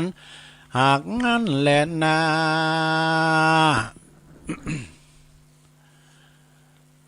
ดังดังคนนาหนุ่มเท่ามีใจบ่เศร้าเจยบานใดเฮือตานบ่ขาดมีสินสะอาดรักษาภาวันนาคำเจ้าบ่บาปเศร้าเมาวนอย่าเมื่อตนก้อยกาชีวิตขาดใจตายบุญต่างหลายสร้างไว้จักผ่าโกดใดเล่งหานใดจิตพันนาไปสู่ยังที่อยู่กเกษมสีใดสดสดีชื่นจอย ในภาษาซอยเมืองสวรรค์นั้นแลนาอันว่าบาบุญบาปกรรมนั้นสายภายสร้างไว้ลายลามย่อมมาตามคืนครอบสายองตอบด้วยตันบ่เร็วไวก็จะตามกาลละกว่าภัยมันจักด้วยตันตอบสายหือได้ไล่แหละดีการว่าคนบุญมีนั้นลาวตุกคำเจ้าเจยบานกันว่าสร้างบาปหานั้นโสดย่อมมีตุกโทษเครื่องกาจุ้มศรัทธามวลหมู่อันนั่งหรือว่านอนอยู่ฟังธรรมนะอย่าได้กาทำกรรมบาปมาจุงได้มันหาบต่างดีมีสินดำมีอย่าได้ขาดอย่าได้ประมาทละสาการว่ามรณามวยมั่งจากโลกกว้างเมืองคนย่อมเอาตนไปเกิดที่ประเสริฐเกษมใจดังพาทันนาในกึดถอยบอกกากาดก้อยไกลกลาขอสัทธามนหมู่จุงได้อยู่เจยบานนะโรคาหารพายาตอย่าได้มาปาดอินทรีย์อายุมีเตียงเต้าวันเล่าโสภาอย่าได้ไกลกลากาดกล้อยจูใหญ่น้อยใจยิงแดดเตือนนิติตังขียาสังวันนาวิเศษจาห้องเหตุธรรมอานิสงส์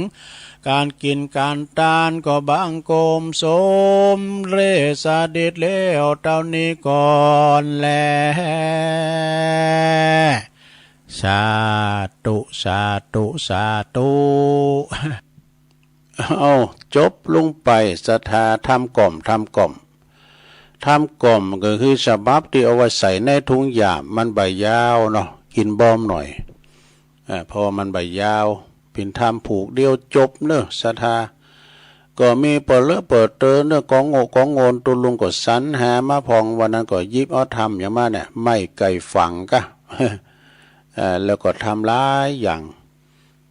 ตีได้เอามานำเสนอจำเป็นก็คุ้นในวัตถุดิบในคอมตัวลุงเนี่ยนะเอามาปิ้นโตโจยพองกาอันเป็นแต่ปีปี63 62ก็มีนะวัตถุดิบตัวลุงเนี่ยแล้วก็เอามานำเสนอพองปิ้นโตโจยพองเอกอะนะเป็นธรรมสดพองธรรมบรรยายศรัทธาญาติโยมต่อไปเอาปอนนี่ก่อนเด้อเอาปอนถึงทำผูกเจ้าด้วยนะเจ้าลืมปันปอนเอามารวมกันถึง2เนี่ยเด้อเอาปอนนี้ก่อนปอนทำให้ก่อนแล้วก็จะว่าอันอื่นกันต่อไปสัพปิติโยวิวาจันตุสัพพะโลโกวินาศตุมาเตภวัตวันตะลายโยสุขีติคายุโกภวะอภิวาตานาสีลิสานิจังวุธาปัจจายโนจัตตาโลธรรมาวัฏันติอายุวันโนสุขังปะลังเอาแล้วก็ยังได้ปืดผ่าออกโหยังตื่นจุนคือมาได้ป้อนเป็น2 ต่อ 3 ต่อพุ่นละลงก็ขอบุญกุศลอันที่ได้ฟังเทศฟังธรรมก็ดีอันที่ได้ปั่มเป้งพระมีธรรมมาแต่ว่าก็ดีมาปกป้องคุ้มครองรักษาเด้อสัตตาหมู่เฮาเจ้าขาดทั้งหลายอยู่เย็นเป็นสุขปราศจากทุกโศกโรคภัยข้อเจ็บก็ไปหือมาไก่ข้อไข่จะไปหือมากายเนาะแต่อยู่กัมจูปูจาวาลาพุทธศาสนาไปเฮิงเมื่อนานอยู่กับลูกกับหลานไปเมินอยู่กินอยู่ต้านไปใจในโลงเด้อเทศกาลนากาทินนาพาปาก็ดีก็ทำไปเอามีนักก็หอมนักมีหน่อยก็ตามบาตามแห้งเฮาไปเนาะ ต่อไปก็นำเสนอกรรมบักเก่าเนื้อสถานเด้อที่เปิ้นว่าไว้ว่าแมวกับหัวป่ามากับหนูปุกก็สุดเสียงอ่านของลำนี่ อันพินจะได้อันนี้มันของกูกันนะเนาะของกูกันอย่างเขากินอย่างจะก็ตามเด้อนะกินสุ่มโมงก็ตำสุ่มอย่างนี้นะมันมีของกับมาดูเนาะ อันนี้มันของกูกันโน่นแมวกับหัวป่ามากับหนูปุกมันก็สุดเสียงอ่านของลำแปลความว่าแมวกับหัวป่าในสุนัขกับหนูปุกเนี่ยก็เป็นของกูกันนะเป็นของเป็นความหมายว่าเป็นของที่เกิดมากูกันเป็นสิ่งที่เอาไว้เปรียบเทียบกับสิ่งที่เราหันว่าสิ่งนั้นสมควรที่จะเป็นกูกันนั่นเองนะอย่างนั้นวันนั้นเนาะงูกับเขียด มันเป็นอาหารของมันแล้วนะสถานะงูกับเขียดเป็ดกับบุงเป็ดกับไม่การเนี่ยเนาะสถามันเป็นของกูกันเนาะสถาญาติโยมทั้งหลายแต่บทหนึ่งประว่ามีจะเสก็เพราะตาไม่เนี่ยคนดีๆจะเสก็เพราะเหล่าพุทโธไอมาเลยเนี่ยมีดเฮาเนี่ยผ้าเฮาเนี่ยนะจะเสก็เพราะตาไม่สเตอร์ผ้าคุมบางนี่นะเอาไปฟันไม่นะพุทโธคุมมันหย่อหมดสถาเนาะก็คับผ้าคุมอย่างอี้เนี่ยผมจะไว้ฟันไม้นี้นะเอาไปฟันมันก็อยู่หมดถ้าคุณดีๆนะถ้าว่าใส่ไปแล้วในกายเป็นคุณที่พุทโธสัมมาเลเทเมาหรือว่าการใส่แล้วมีปอมมีแม่มีปีมีน้องด่าได้หมดนะเพราะไอ้นี่มันใจหาลุ่นนี่นะปอมันก็ด่าแม่มันก็ด่าครูบาอาจารย์พระสงฆ์องค์สังฆเจ้ากายมาพอหน้าอย่างโดมีปัญหากะโดมาเซลเพตุไปนี่มันมีบาปมีบุญเนี่ยกันใส่แล้วนะ เปิ้นเป๋ว่าอีนะลงเด้อมีจะเสก็พอตามไม่ก็มีเนี่ยจะบินจะบางก็พอวันนำไปฟันถูกตาไม้เนี่ยมันแข็งดูลงเนาะ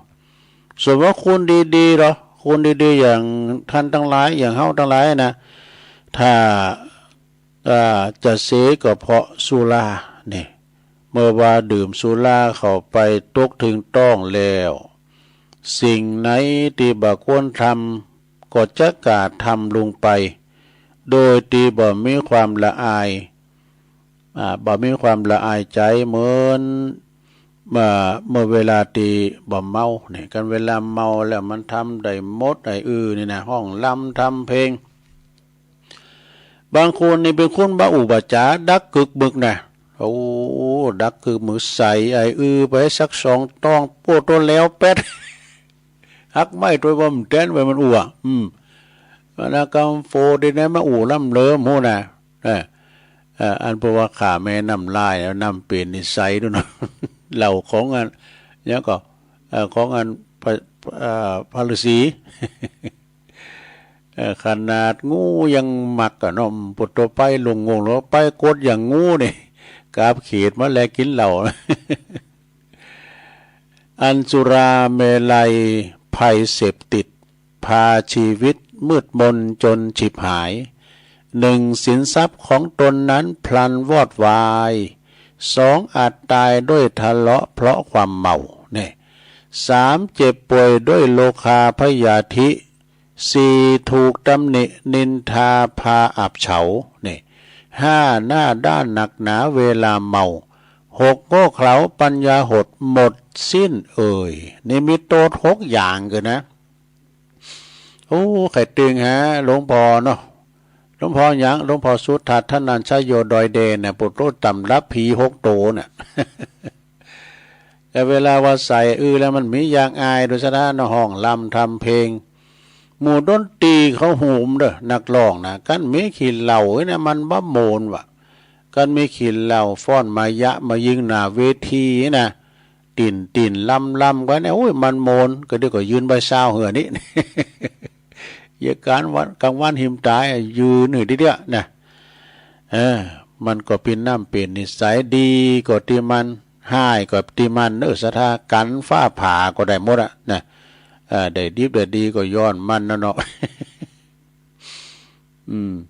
เวลาว่ามีการมีงานเนี่ยนะหลวงเก็บโต๊ะเก็บเต้นเก็บตังมานั่งเขาตีเขาตังสูงวัดสูงว่าเนี่ยก ก็ได้กุลมุนหรือโมนะมุนเนี่ยที่ปนเยการทำงานนั่นนะสาตั้งไว้สัก2 กล่องนี่แล้วก็เขาหมดนะคุณที่เพิ่นใส่เกือบเริ่มมาใส่นิกไทใส่สูทแล้วมีทางเมินเสียเถิดดิให้ก็ได้เปิ้นดีก็ได้เปิ้นนะจะไปว่าเปิ้นกินนี่เปิ้นมีเปิ้นมีอันนี้ลูกเปิ้นว่าเปิ้นมีสติเนาะกินแล้วสักเตอก็บาบินเด้อกินแล้วก็บิดรถนะปุตโรเล็งรถไกลน่ะครับรถเฮลพองกา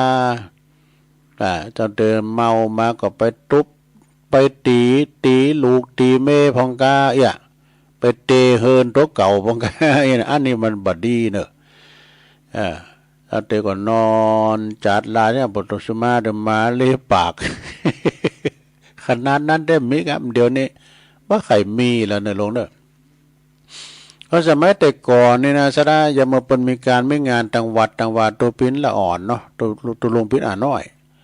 หันอยู่เนอะที่เปิ้นแห่โคตรตาลกันนะติ่นล่ำคูณมอกสามังเคิมเนี่ยฟอนกันเนี่ยเดี๋ยวก็แก่เสือเอาปาดบ่าซุปแคบใจกูใจคอนแกน่ะก็เดียวยำเสียโหมาที่เอาแล้วแตกหมูแล้ว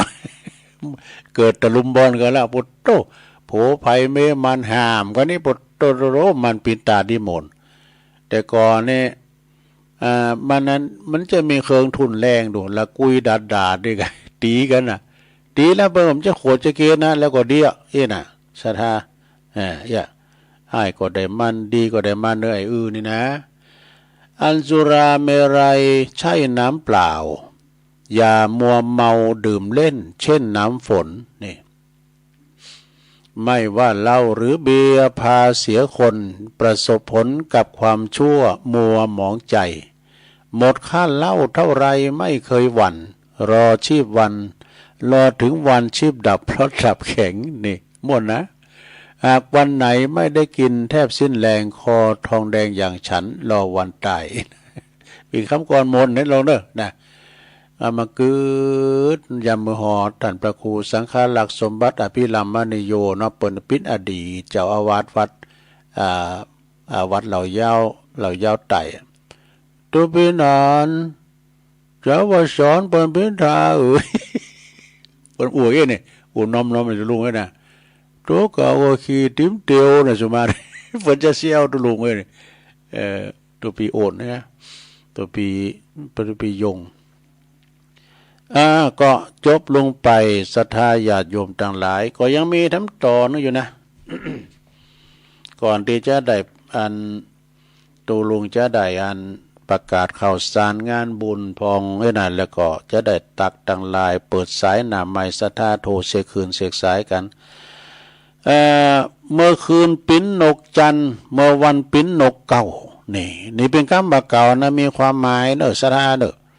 เมื่อคืนปิ้นนกจันทร์เมื่อวันปิ้นนกเก้าก็คุณทำงานเมื่อค่ำยามคืนก้าเนาะกลางวันไปก่อนลาไปก็ความหมายนั่นก็คือว่ากับคนที่เป็นสอบเที่ยวเตะเมื่อค่ำยามคืนนี่กลางคืนนี่ไปยอมรับไปยอมนอนเหมือนเจ้าบ้านเจ้าจองคนอื่นเขานะก็เปรียบเหมือนนกเก้าแมวนี่นะพอตกกลางวันก็มานั่งงงเหงาหาวนอนก็เหมือนนกฮูกเหมือนนกขุมนกฮูกนกเก้า อันนี้ก็เป็นกรรมพังเพยไว้นะเมื่อค่ำยามคืนบางคนเนี่ยเพิ่นทำงานกะเมื่อคืนกลางวันนอนเพิ่นว่ามันนอนเมื่อคืนกับกลางวันมันเหมือนกันว่ะนอนเมื่อคืนเนี่ยมันรับดีว่ะมันรับดีแล้วก็ถ้าว่ามันนอนกลางวันนี่มันก็รับอิ่มเก่านะก็มันก็เหมือนกลางคืนนะ มันก็เหมือนกลางคืนเหมือนกันศรัทธาญาติโยมทั้งหลายเนาะอันแฮมบดนะเนาะแฮมบดนะบทสุดท้ายเปิดว่าไม้สูงกว่าแม่ฮักเปิดลุมฝนคนสูงเกินคนก้านไผ่ตนหั่นไม้สูงเกินแม่มักจะแป้ลมบนคนสูงเกินคนมักจะดำรงตนอยู่บ่ได้ก็หมายความว่าไม้ที่สูงกว่าตน ไม่ที่สูงกว่าตนไม่อื่นๆนะยอมจะฮักเพราะแรงลุมเนอะพอแรงลุมฝนเนี่ยคนที่สูงกว่าคนอื่นๆเนี่ยก็ยอมจะมีภัยเพราะตนเองเป็นกำเปรียบเทียบว่าอย่าอย่าลืมตัวนะอย่าลืมตัวอันนั้นเพลงนี่เนาะอย่าได้ทำตัวให้เด่นจนเกินไปนะยอมจะเป็นอันตรายแก่เพราะความเด่นของตนนั่นเองได้นี่จบลงไปซะละนะเป็นว่าดีแล้วอย่าเด่นจะเป็นภัยนั่นแหละนะจบลงไปซะท่าญาติโยมทั้งหลายตอนนี้ไปตุลุงก็จะใช้เวลาเล็กหน่อยเนาะถ้าได้ประกาศข่าวสารงานบุญให้กับครูบาอาจารย์ก่อนเนาะวันนี้เราเนินซะท่าญาติโยมทั้งหลายหน้าที่พุทธมณฑลจังหวัดเชียงใหม่เปิดจะประชุมรอบ2นะมอปัจจัยให้กับแต่ละวัดละ 10,000 บาทไปปักตุนมาไปปักตุนมาตั้งไว้หน้าวัดไผหน้าวัดมาก็คือที่หั่นน่ะที่เปิ้นแปลงกันน่ะเปิ้นก็จะประชุมรอบที่2โอ้ยตูเจ้าพานายมาเนี่ยสังฆครูบาติมศาลาติมเต้นโลงเด้อสถานเด้อท่านมหาบ่ได้มาเนี่ยมันได้หันกาเนาะการท่านมหาสมชาติเปิ้นไปที่ไหนเฮาก็ได้หันย้อนเปิ้นน่ะเนาะเปิ้นจะถ่ายไล่เนาะไล่สดให้พออีนะสถาอันนั้นวันนี้เปิ้นจะมีการประชุมรอบที่2เด้อที่พุทธมณฑลจังหวัดเชียงใหม่เนาะแล้วก็วันนี้เหมือนกันเด้องานพระราชทานกฐินพระราชทานที่วัดพระพุทธบาทตากผ้าวรวิหารนะพระอารามหลวงก็จะมีขึ้นในวันนี้เด้ออันนี้แม่แก้วน้อยเพิ่นฝากประกาศมาเด้อวัดพระพุทธบาทตากผ้านั้นก็มีพระเดชพระคุณท่านเจ้าคุณพระวชิระภาวนานะวิเปิ้นเป็นเจ้าอาวาสแล้วเปิ้นเป็นเจ้าคุณแล้วนะเปิ้นก็จะมีงานวันนี้เด้องานพระราชทานกฐินพระราชทานที่วัดพระพุทธบาทตากผ้าแล้วก็แห่งวัดหนึ่งก็วันนี้หนึ่งเหมือนกันวันนี้นะการทำบุญยกยอดชัดพระธาตุเจดีย์ที่วัดมหาวันเด้อตำบลยางครามวัดตุปิเจเขานะก็มีวันนี้เด้อศรัทธาญาติโยมทั้งหลายวันที่1 พฤศจิกายนวันนี้วันเริ่มต้นของวันดีวันเบงก็สดใสวันไตก็หมดปอดนะในวันนี้เด้อที่วัดมหาวันพระหลวงจะมาหับ7 โมงในโลเนอ7 โมงช่วงเจ้าก็จะมีการหน่อยแล้วก็งานต่อไปวันที่3ก็คือวันติดเนี่ยนะว่าเพิ่นจะมีการต้านตุนเงินที่วัดป่าไผ่บ่อทองเด้อวัดป่าไผ่บ่อทองในเมตตาบารมีธรรมหลวงพ่อท่านพระครูพุทธิธรรมรักษ์นอดแล้วก็ตุปีสมนึกตุปีเปิ้นก็จะมีงานต้านตุนเงินนะเปิ้นว่าอินดูศรัทธาในกฐินนี่ก็เมาเตือแต่ต้านตุนเงินได้ก่อนนะที่วัดป่าไผ่บ่อทองเนาะตุปีเปิ้นฝากประกาศมาเนาะตุปีสมนึกวัดป่าไผ่บ่อทองแล้วมาตรงกันหลายวัดนะวันที่3นี่ก็กฐินสามัคคีที่วัดทาศพเศร้าอำเภอแม่ทาวันที่3เหมือนกันเด้อทาศพเศร้าวัดทาศพเศร้าก็ปอาจารย์ปนันต์ปันอินมาศนะเพิ่นก็ฝากประกาศมาเด้ออำเภอแม่ทาแล้วก็วันที่10อันนี้แม่เกี่ยวน้อยแล้วมาพฤศจิกาก็งานบุญกฐินที่วัดมะกอกวัดมะกอกนี่ก็ตำบลมะกอกเหมือนกันในเมตตาธรรมหลวงพ่อพระครูศรัทธาพิมลอันเป็นเจ้าคณะอำเภอป่าซาง จะมีขึ้นในวันที่10 มิถุนายนพฤศจิกายนเด้อ10 พฤศจิกาว่าสังกัดแปลงโดยกันเนาะท่านอาจารย์ท่านมหาสมพงษ์โดยอันนี้แม่แก้วน้อยฝากประกาศมาเนาะแล้วงานต่อไปวันที่9 พฤศจิกา บ่ได้เลงเนี่ยลงนะก็งานบุญกฐินที่วัดอินทขินนะเป็นตอนเมื่อไงเนาะวัดอินทขินตำบลป่าซางอำเภอป่าซางในเมตตาท่านพระครูสุตตะคุณวัฒน์เนาะ อาจารย์มหานิคมสุตะคุณวัฒน์แล้วก็ท่านพระประหลัดท่านพระประหลัดพานุวัฒน์เขมานันโทเนาะตัวปีเก่งแล้วก็วันที่เก่านะวันที่เก่าพฤศจิกายนนะที่วัดอินทขินอำเภอป่าซางตีหิมที่ว่าการอำเภอป่าซางเนาะแล้ววันที่10 พฤศจิกายนก็ที่วัดป่าซางหน่อยเนื่อตอนเมืองไงเหมือนกันได้ป่าซางหน่อยก็วัดของปอครูสมพงษ์กันเนาะแม่วันดีก็อันนี้แม่ตอมนะแม่ตอมฝากประกาศมานะก็ประกาศไปงานต่อไปวันที่7ก็ปุ้น7 พฤศจิกายนก็ที่วัดพระธาตุม่อนจอมผอของครูบาดอยเนอะพระครูปฏิภาณธรรมทินพระครูปฏิภาณธรรมทินนี่เปิ้นก็จะมีงานต่างธรรมน้ำจะต่างธรรมโลงเด้อเตธรรมจัตตาประจำปีเกิด12นักสัตว์ก็ตีวัดพระธาตุม่อนจอมผอเนอะแล้วจะมีกฐินอยู่เหมือนกันนี่นะท่านพระมหาสมชาติก็เป็นประธานจะตอดวันที่ที่7เนาะก็เวลาก็10 โมงเป็นต้นไปนะที่วัดพระธาตุม่อนจอมผอเนอะเวียงป่าเป่าพุ่นนะแล้วก็วันที่เก่าก็ที่วัดปากตั้งเจริญเพิ่นก็จะตอดกฐินเนอะศรัทธาญาติโยมละแวกใกล้เคียงศรัทธาญาติโยมก็ไปรวมทำบุญตอดผ่ากฐินด้วยการที่วัดปากทางเจริญในเมตตาท่านอาจารย์พระครูอภิวัฒนวิกรมรองเจ้าคณะอำเภอดอยหล่อเนอะนะแล้วก็วันที่8เหมือนกันเนอะ วันที่8หลังจากตีเสียจากพุทธมณฑลตอนบ่ายเปิ้นก็จะมีตอดกฐินเนอะที่วัดเหล่ามนทาทิพย์เปิ้นจะมีตอดโดยมีศรัทธาคุณแม่พรทิพย์โลตรการเป็นประธานและเปิ้นจะจัดซื้อตีดินไว้กับวัดนะที่วัดเหล่ามนทาทิพย์ครูบาปอนเนาะก็ไปกินประทานกันเนอะต่อจากหันก็จะมีวันที่13 พฤศจิกายนนี้ก็งานบุญกฐินที่วัดแม่ห้องไคร้ปุณเนอะโดยสเกตปุณาวัดของท่านพระครูชลทานพิทักษ์ครูบาแดงเนอะก็เดี๋ยวไปจะต่อจากตุลุงเนี่ยนะเตทำจ่าง3 ง่าป๋า3 เงง ก็คอยฟังกันนะรายละเอียดเจ้าเนาะก็ที่วัดที่พุทธมณฑลจังหวัดเชียงใหม่เนี่ยเพิ่นจะมีการประชุมในวันเนี่ยนะเพิ่นก็จะได้ประชุมรอบที่2แล้ววันที่8นี่เพิ่นก็จะมีตอดกฐิน350 วัดนี่สดา25อำเภอจังหวัดเชียงใหม่นะก็ไปรวมบุญกันเนอะไปตั้งแต่วันที่7เลยก็ได้นะไปใส่บาตร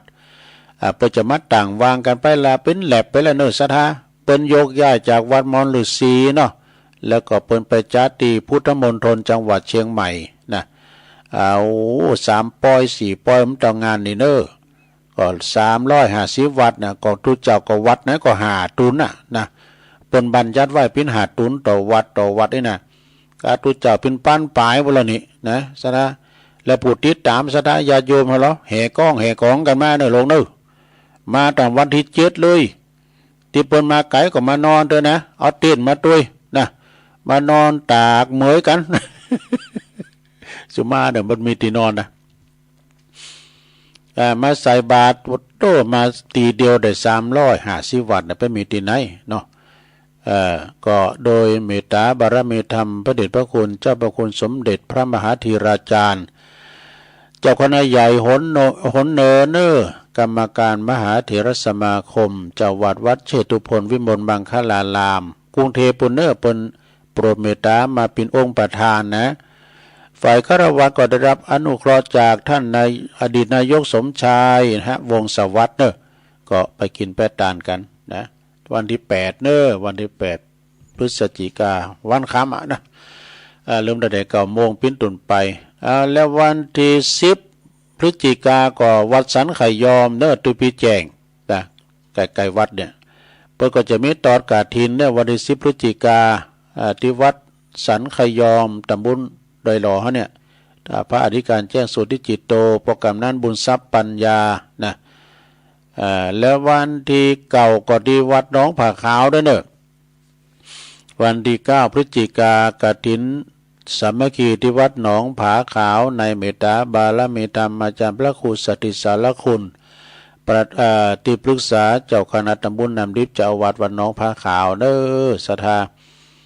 ต่อจากหันก็จุลกฐินงานยิ่งใหญ่ของวัดดงโลงเด้อวันที่10 พฤศจิกาเหมือนกันวันที่10ก็ไปจุลกฐินคืนหงเพิ่นจะต่อผ่าตำหูกันอันดาโตเพื่อจะทักผ่าต่อผ่าเก็บฝ่ายกันที่วัดดงหลวงตำบลวังผางอำเภอเวียงหนองล่องในเมตตาธรรมอาจารย์พระครูสุตตกัลยาณกิจนะอาจารย์ท่านพระมหาจำลองเจ้าคณะตำบลวังผางเจ้าวัดดงหลวงเด้อนะปหลวงสมบัติไว้วางฝากประกาศมาตุยแล้วก็วันที่3 พฤศจิกาก็งานบุญกฐินสามัคคีที่วัดพรหมมงคลท่าล้อนะตาหลอดตาโจกวังคำป่อมไปกินพระตาลเนี่ยวังผางนะคำนำพิงมาตุปีวันใหม่เนอะก็ประสงค์จำนวน9 รูปขึ้นไปนะวันที่3 พฤศจิกางานบุญกฐินวัดพรหมมงคลท่าล้อมงคลตาล้อเนี่ยโอ้พี่น้องเปิ้นปินกันเนอะศรัทธาเปิ้นปลงชัยเขาเนี่ยปอนั้นเพชรเขาเนี่ยปอจานเขาเนี่ยโอ้เปิ้นปินกันปอมอยเขากล้าปอสูทัดเขากล้าปลงสุขเขาเอาหลายฐานเนอะเปิ้นก็ปินกันตุลุงก็ไปงานต่อไปศรัทธาญาติโยมงานต่อไปก็วันที่3นี่เปิ้นก็จะทอดกฐินสามัคคีเปิดปรับปรุงชาปนสถานสร้างเมนนะป่าจ้าของวัดสันมะกรูดบ้านสันมะกรูดพุ่นเด้อตุปีแตกเขาตุปีกอบเขานะก็ไปกินแป้ตานกันไปรอทอดกฐินที่วัดสันมะกรูดตำบลบ้านแป้นอำเภอเมืองจังหวัดลำพูนแล้วงานต่อไปศรัทธาญาติโยมงานต่อไปก็ในวันที่10เนอะญาติโยมเนอะที่10ในก่องานบุญกฐินสามัคคีที่วัดสำนักสงฆ์หอมบุญเนอะป่าไม้แดงดอยสะเก็ดในเมตตาบารมีธรรมหลวงพ่อมานิถาวโรอันปินเจ้าสำนักเนอะโอ้เปิ้นขึ้นวัดสั่งว่าแปลงวัดแปลงว่างามก็ศรัทธาละแวกใกล้เคียงก่อนเนอะไปกินแป้ตานกันที่วัดหอมบุญอำเภอดอยสะเก็ดปุ่นนะเปิ้นก็จะได้สร้างหลายอย่างปีหน้าเปิ้นจะมีปล่อยหลวง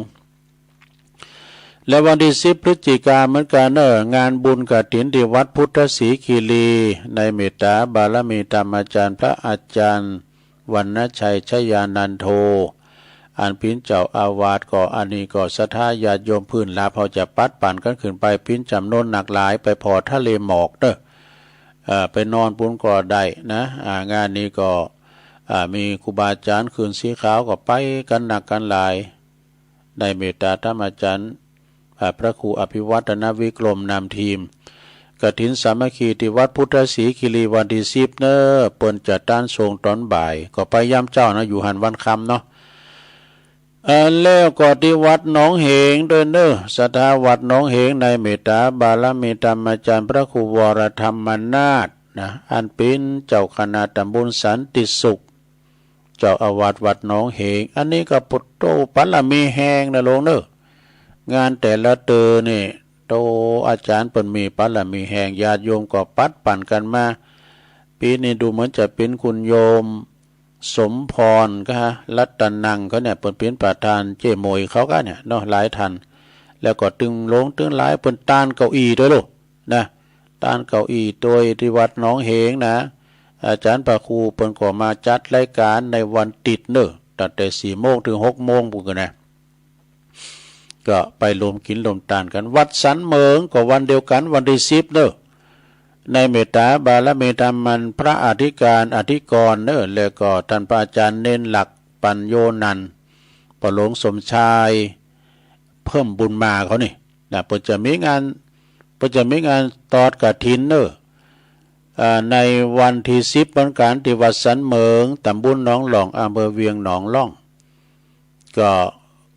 ไปรวมทำบุญกินต้านกันถ้าพระจะปิ้นเจ้าภาพแต่ละกองละ20 บาท5 กองร้อยติดต่อพระอาจารย์เน้นหลักเน้อเปิดสมทบทุนแล้วก็เป็นทุนในการปล่อยหลวงปีหน้าเพื่อจะปล่อยหลวง31แล้วก็32ปัจจัยโปรวันที่32ก็มีอาทุวันที่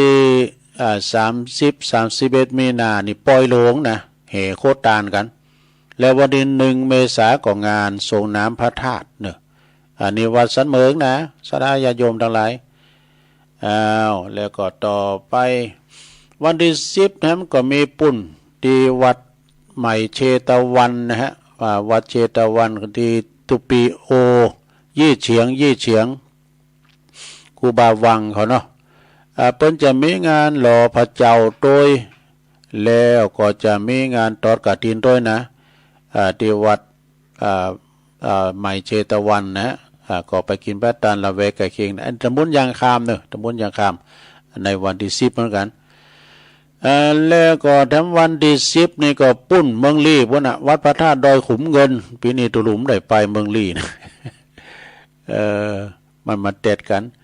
แล้วก็ติดตั้งแห่งสถานีโดยเนอะวัดฝายหินวันที่2เนอะวันพุธแล้วนะ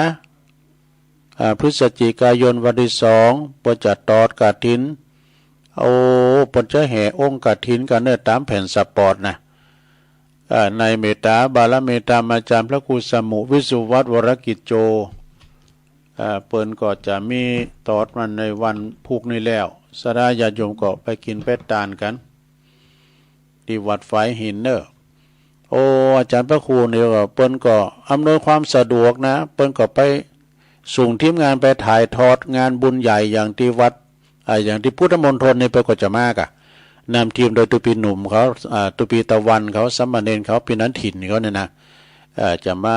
ถ่ายถ้ำคือเขาได้พอได้หาทั้งภาพทั้งเสียงนะวันที่2วัดฝายหินเนอะแล้ววันที่8นี่ก็งานบุญกฐินที่วัดบรรพตสถิตด้วยเนอะวัดบรรพตสถิตนี่ก็ลำปางบุญนะ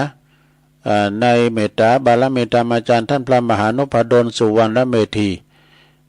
เปิ้นก็จะมีตานกฐินในวันที่8นะแล้วก็ท่านพระอาจารย์สมชาติพระมหาสมชาติชาตปัญโยเนาะท่านมหาสมชาติปีนี้เปิ้นโจกดีแล้วก็โจกให้ผ่านไปโจกดีเปิ้นตอดกฐินนี่เป็น10 วัดปลายบ่เนาะสดาเป็นประธานนะอนุโมทนาส่วนบุญด้วยเด้อท่านมหาเด้อบุญกำจูรักษาเนาะวันที่8 พฤศจิกา15ก็15ในเดือนยีปิงเด้องานบุญกฐินที่วัดดอนชัยป่าแดดเด้อเมธพิมพ์เพิ่นฝากประกาศมาเด้อตกข้างทันใดพงจ้านะวัดกูงูลืนกะกูงูลืนก็วันที่10เหมือนกันนี่เพิ่นจะยกยอดชัดพระธาตุเจดีย์โดยก็งานบุญกฐินโดยกูงูลืนในปีนี้ก็ได้รับความอนุเคราะห์เมตตาจากโยมปโยมแม่ของท่านพระอธิการประสบโชควิสุทธิธาลีปอบุญทรงแล้วก็แม่นอสุแก้วนี่เป็นโยมปโยมแม่ของตุปี1นะพวกอยู่ด้อยน้อยนี่แหละนะก็จะเป็นประธานในการตอดกฐินในครั้งนี้โดยแล้วก็ยกยอดชัดพระธาตุเจดีย์โดยเนาะตุลุงอย่าไปวันที่9เนอะทักษิณาแต่วันที่10มันติดงานความจริงเป็นนิมนต์ถึง2 ภาคนะวันที่10บอกตุปี1แล้วมันติดเดือนบุญดอยพุทธศรีคีรีก็จะไปในวันที่9เนาะตอนกลางวันนะแผ่มคืนบ่น่ะเด้อทักษิณานะงานต่องานรายงานเนอะศรัทธาญาติโยมแต่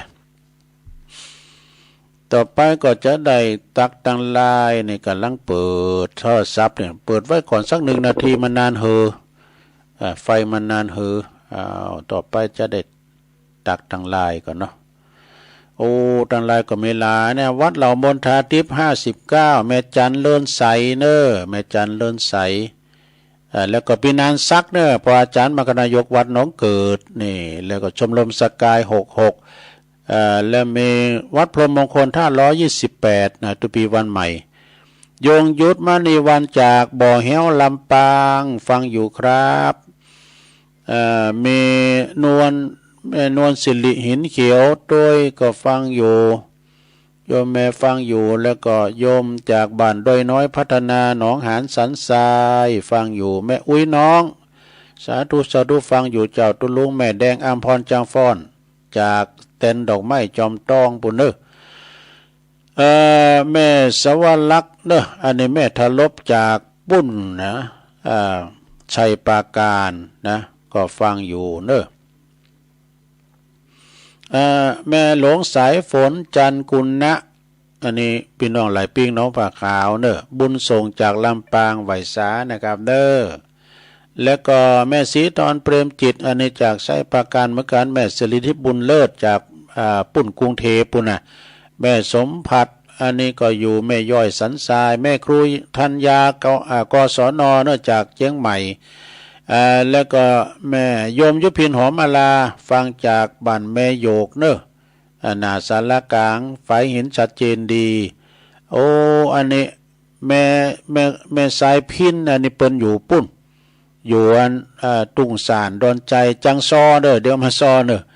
นิกรชายน้อยเนี่ยฟังจากน้องล่องฟังอยู่ครับเนี่ยเจ้าอธิการวิชาตุปิชาจากวัดป่าตานไหวสานะครับเนอะแม่สุทัศน์ดีมูลนี่ก็แสนพรมทุ่งปีนี่กลุ่มเทพารักษ์23จบสถาตักต่างหลายจบไปเอ้าตอนนี้ไปก็จะได้เปิดสายเนอะโอ้แม่ลาสวยกำลังเข้ามานะจะได้เปิดสายตักตายกันมาแจ้งผลการหาฟังนะ0899555606อยู่ตั้งใดก็โทรกันมาเนอะสถาเจริญปอนเจ้ากลางวันซาเจ้าปัดดอนนี่มีวันที่15 พฤศจิกายนนะเดินจริงพอดีนะเจ้าเนาะวันนี้วันศุกร์ก็มาฟังกลอนทวีสันดรตอน3เนอะเจ้ากันมหาพ้นปู่ห้ามรับเหล่าหาหรือสีเจ้าเวสันตละเขาลงป่าไม้ไปโบสถ์เป็นพระเป็นหรือสีเจ้าในเหล่าดงดานอุมาณบันกันตีตุพานตานใดตานยังล้านสองเจ้าผู้ห้ามเหยียบบาปนาปาลาผู้เฒ่าได้เอาคือเขามาเจ้าสาลีเจียวเล่งหลัดจักรากบุกตีขีดเจ้าสาลีไปปันกันมาทีน้องลงหอกไพตันป่าหิมมาวันไกลสุดเถินกว่ามีเสือ3 โตมานอนไขว่ขวางมาเกิดหุ่นตั้งนางไหวกันสักกะบันอินตาทันไทยทะเลงเทพหน้าเป็นพรามมาขอมาทีตีหน้าสงสารทันเลยการมีเป่งแห่งเจ้าอินตาที่อันเป็นพรามเถ่าออกปันป้อนใจจกจันก็หืนป้อนงามป้อนเลี้ยวหืนนั่นก็กับคืนห้องเมืองบุญคำว่ายองวันละจะกรรมนะเจ้าคำว่าตาดีมูลนะเจ้าภาษาไทยแปลว่าเป็นที่สนุกสนานนะเจ้าไหวสาเจ้าเจริญปอนเจ้ากับไหวสาเจ้าตุลุงกันเนอะโอ้แม่สายพินจังโซก็เจ้าอันเจ้านี่ขออันน้องเพลงสักหน่อยเนาะเจ้าน้องเพลงนั้นอย่ามาฉาบไปเจ้าโอ้กรรมเนาะกรรมของเรามากมายเกิดแก่เจ็บตายพวกเราเลี้ยงหลายปีอยากจะหลุดพ้นมีถึงเวรกรรมมองพี่มาต้องสถานี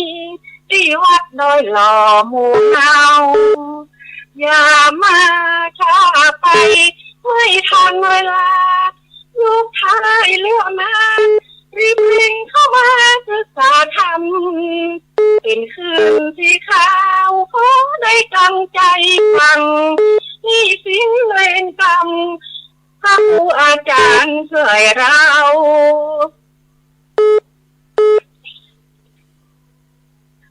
มาใช้กรรมที่เราทำให้สูญสิ้นเมื่อได้ยินชวนแล้วอย่ามาซ้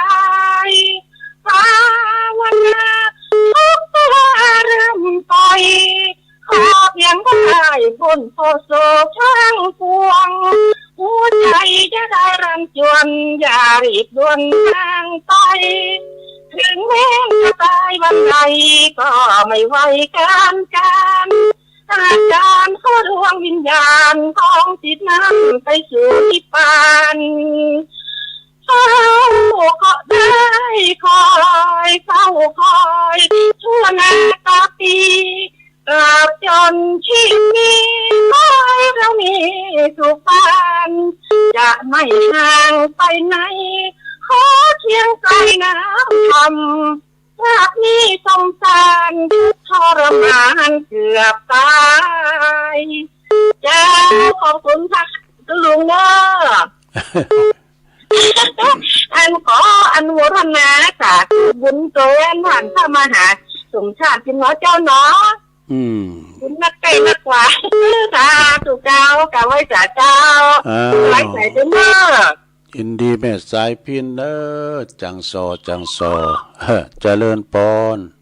กราบนมัสการสายบุญมาปัดโตตุลงตะกี้ตุลงวัดปีหน้าจะแปลงไปหลวงมาแปลงเตอร์1เขาจะแปลงอันวิหาร2เขาจะแปลงพระธาตุ3เขาจะรอกาตั้งวัดจากปุ่นสำนักนายกวันนี้เรื่องถึงปุ่นละพระวิหารก็พระวิหารมีโจ้หอมบุญเจดีย์ก็ตั้งชื่อไว้ในใจแล้วว่าเจดีย์มีโจกสมปรารถนาดีนะได้3อย่างจะตั้งวัดก็ได้วิหารก็แล้วพระธาตุก็แล้วอะไรนะโอ้ทั่วพนั้นฉลองไงหมดกันวิหารนี่กะเอาไว้2 วันเดือนพฤศจิกายนเนี่ยปีหน้านี่นะที่วางศิลาฤกษ์คือวันที่6พฤษภาหรือบ้านกับวันที่9พฤษภาจะลงไทยได้นิมนต์จะลงไว้สัก4 เดือนน่ะอันที่ว่าจะร้องพี่ด่านี่คือว่าจะร้องพระครูมันนิดไปดูพระครูมันนี่ยังจะตั้งเฮือกันถึงว่าเราพิชิตสังฆทานเขาที่นั่นหรองูเดียวกันมันว่าเป็นกันเองแล้วเนาะความขอโทษก็ไม่อยู่ในตัวความไข่หัวกับม้วนด้วยกันนะทุกน้องครับอาจารย์สมเพชตัวสำคัญอาจารย์สมเพชสัญญาโนนะวันที่10เนอสถานญาติโยมเวลาบ่ายโมงเจริญปอนมาทำบุญตอนแรกเวลาบ่ายโมงนะตอนแรกเวลาบ่ายโมงครับบ่ายโมงขอเจ้าภาพสายต่างๆมาพร้อมตอนบ่ายตะลุงแล้วเจ้าก็มีกันแห่กันแหนของพี่น้องเจ้าใจใหญ่2-3 สายนะที่เป็นมาแปลงวัดนี่นะเป็นมาร่วมบุญด้วยปีนี้ประธานทั่วไปมีเป็นประธานใน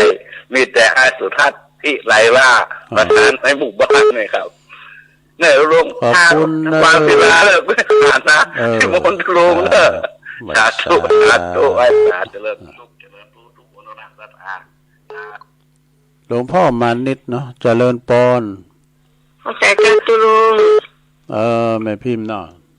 จับจัดเจนดีเนอร์ฟังแต่เจ้าละเจ้าสาธุยินดีเนอะ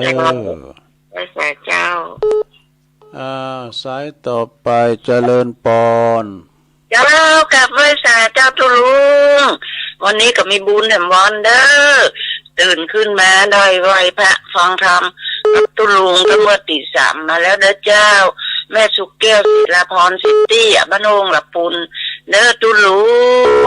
ชัดเจนไปเลยเด้อเจ้าตุลุงเจ้าโอ้นี่แม่หลายเด้อเจ้ากับไว้สาเด้อตุลุงสาธุเด้อเจ้าศิลาพรสลีเตี้ยเจริญปอนไว้สาเจ้าตุลุงฟังอยู่เนอะจากลำปางบรรลัยนั้นน้อยแม่น้อยเจ้าโอ้ลำปางมาแล้วแม่เจ้าชัดเจนดีตุลุงคุณอย่าวาดเนาะเจ้าสาธุนะแม่เด้อเจ้าสาเจ้าสาธุเจ้า0899556506เจริญปอนติดแล้วเจริญปอนรายการโอ้นายไว้สาครับต่อยเพียบไปนะรายการ เดี๋ยวนะเอาเท่านี้ก่อนแล้วกันเวลาแล้ว โอ้จบเวลาตัวลุงให้แล้วนี่อินดูบนน้ำสายเจริญปอนไหว้พระเจ้าตุลุงชัดเจนเลยเนาะอยู่ไหนวะแม่ติ๋มอุโมงค์อุโมงค์ละปูนชัดเจนเลยเนาะแม่เนาะพระเจ้าชัดเจนดีเนาะจะชัดเจนไฟเห็นถามตุลุงว่าพุทธมณฑลเนี่ยเข้าตรงไหนเจ้ามาเผาก็เดินเตะมันจะมันปักทุงนะมันปักทุงบอกถูกเอาน้ำสายเจริญปอนไหว้พระเจ้าฟังคำที่แก้วฟังพระเจ้าสักเดียวเจ้าเจ้าสาธุมาอยู่เธอนะเพื่อนเนี่ยปักตั้งเจริญเพื่อนนะแม่เด้อปักตั้งเจริญนะแล้วก็ไหว้ปิกเข่าที่บ้านทกเสือนะเพิ่นจะแป้งป่ายแล้วก็มีธงปักเป็นทิวแถวแม่นะถามเปิดพุทธมณฑลจังหวัดเชียงใหม่นะมาเถอะมาดึมลุงมาด้วยนะต่างปักหมุดไปเลยวัดพุทธมณฑลจังหวัดเชียงใหม่ถึงเลยนะแล้วนำรายการจัดล้ำผู้ก็มายกวัดมาบ้านกิจกรรมเนิ่ผู้วันเสาร์ปักกันแถมเวลาเดียวกันเน้อจัตตาโลธรรมาวัฏันติอายุวันโนสุขังปะลัง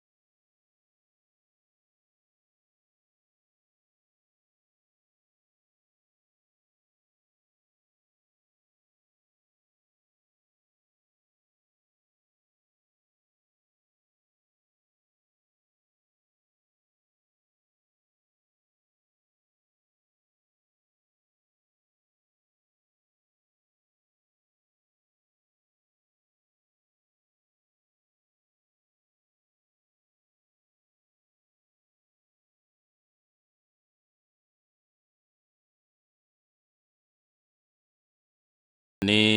เวลา5 นาฬิกา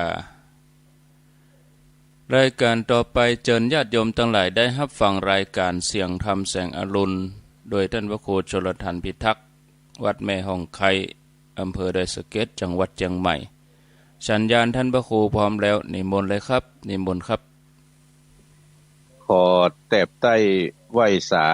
ในปุญญาปารมีธรรมของพระเถรานุเถระเจ้าคณะพระสังฆาธิการกุโตนกุองค์ที่มีสมณเมตตา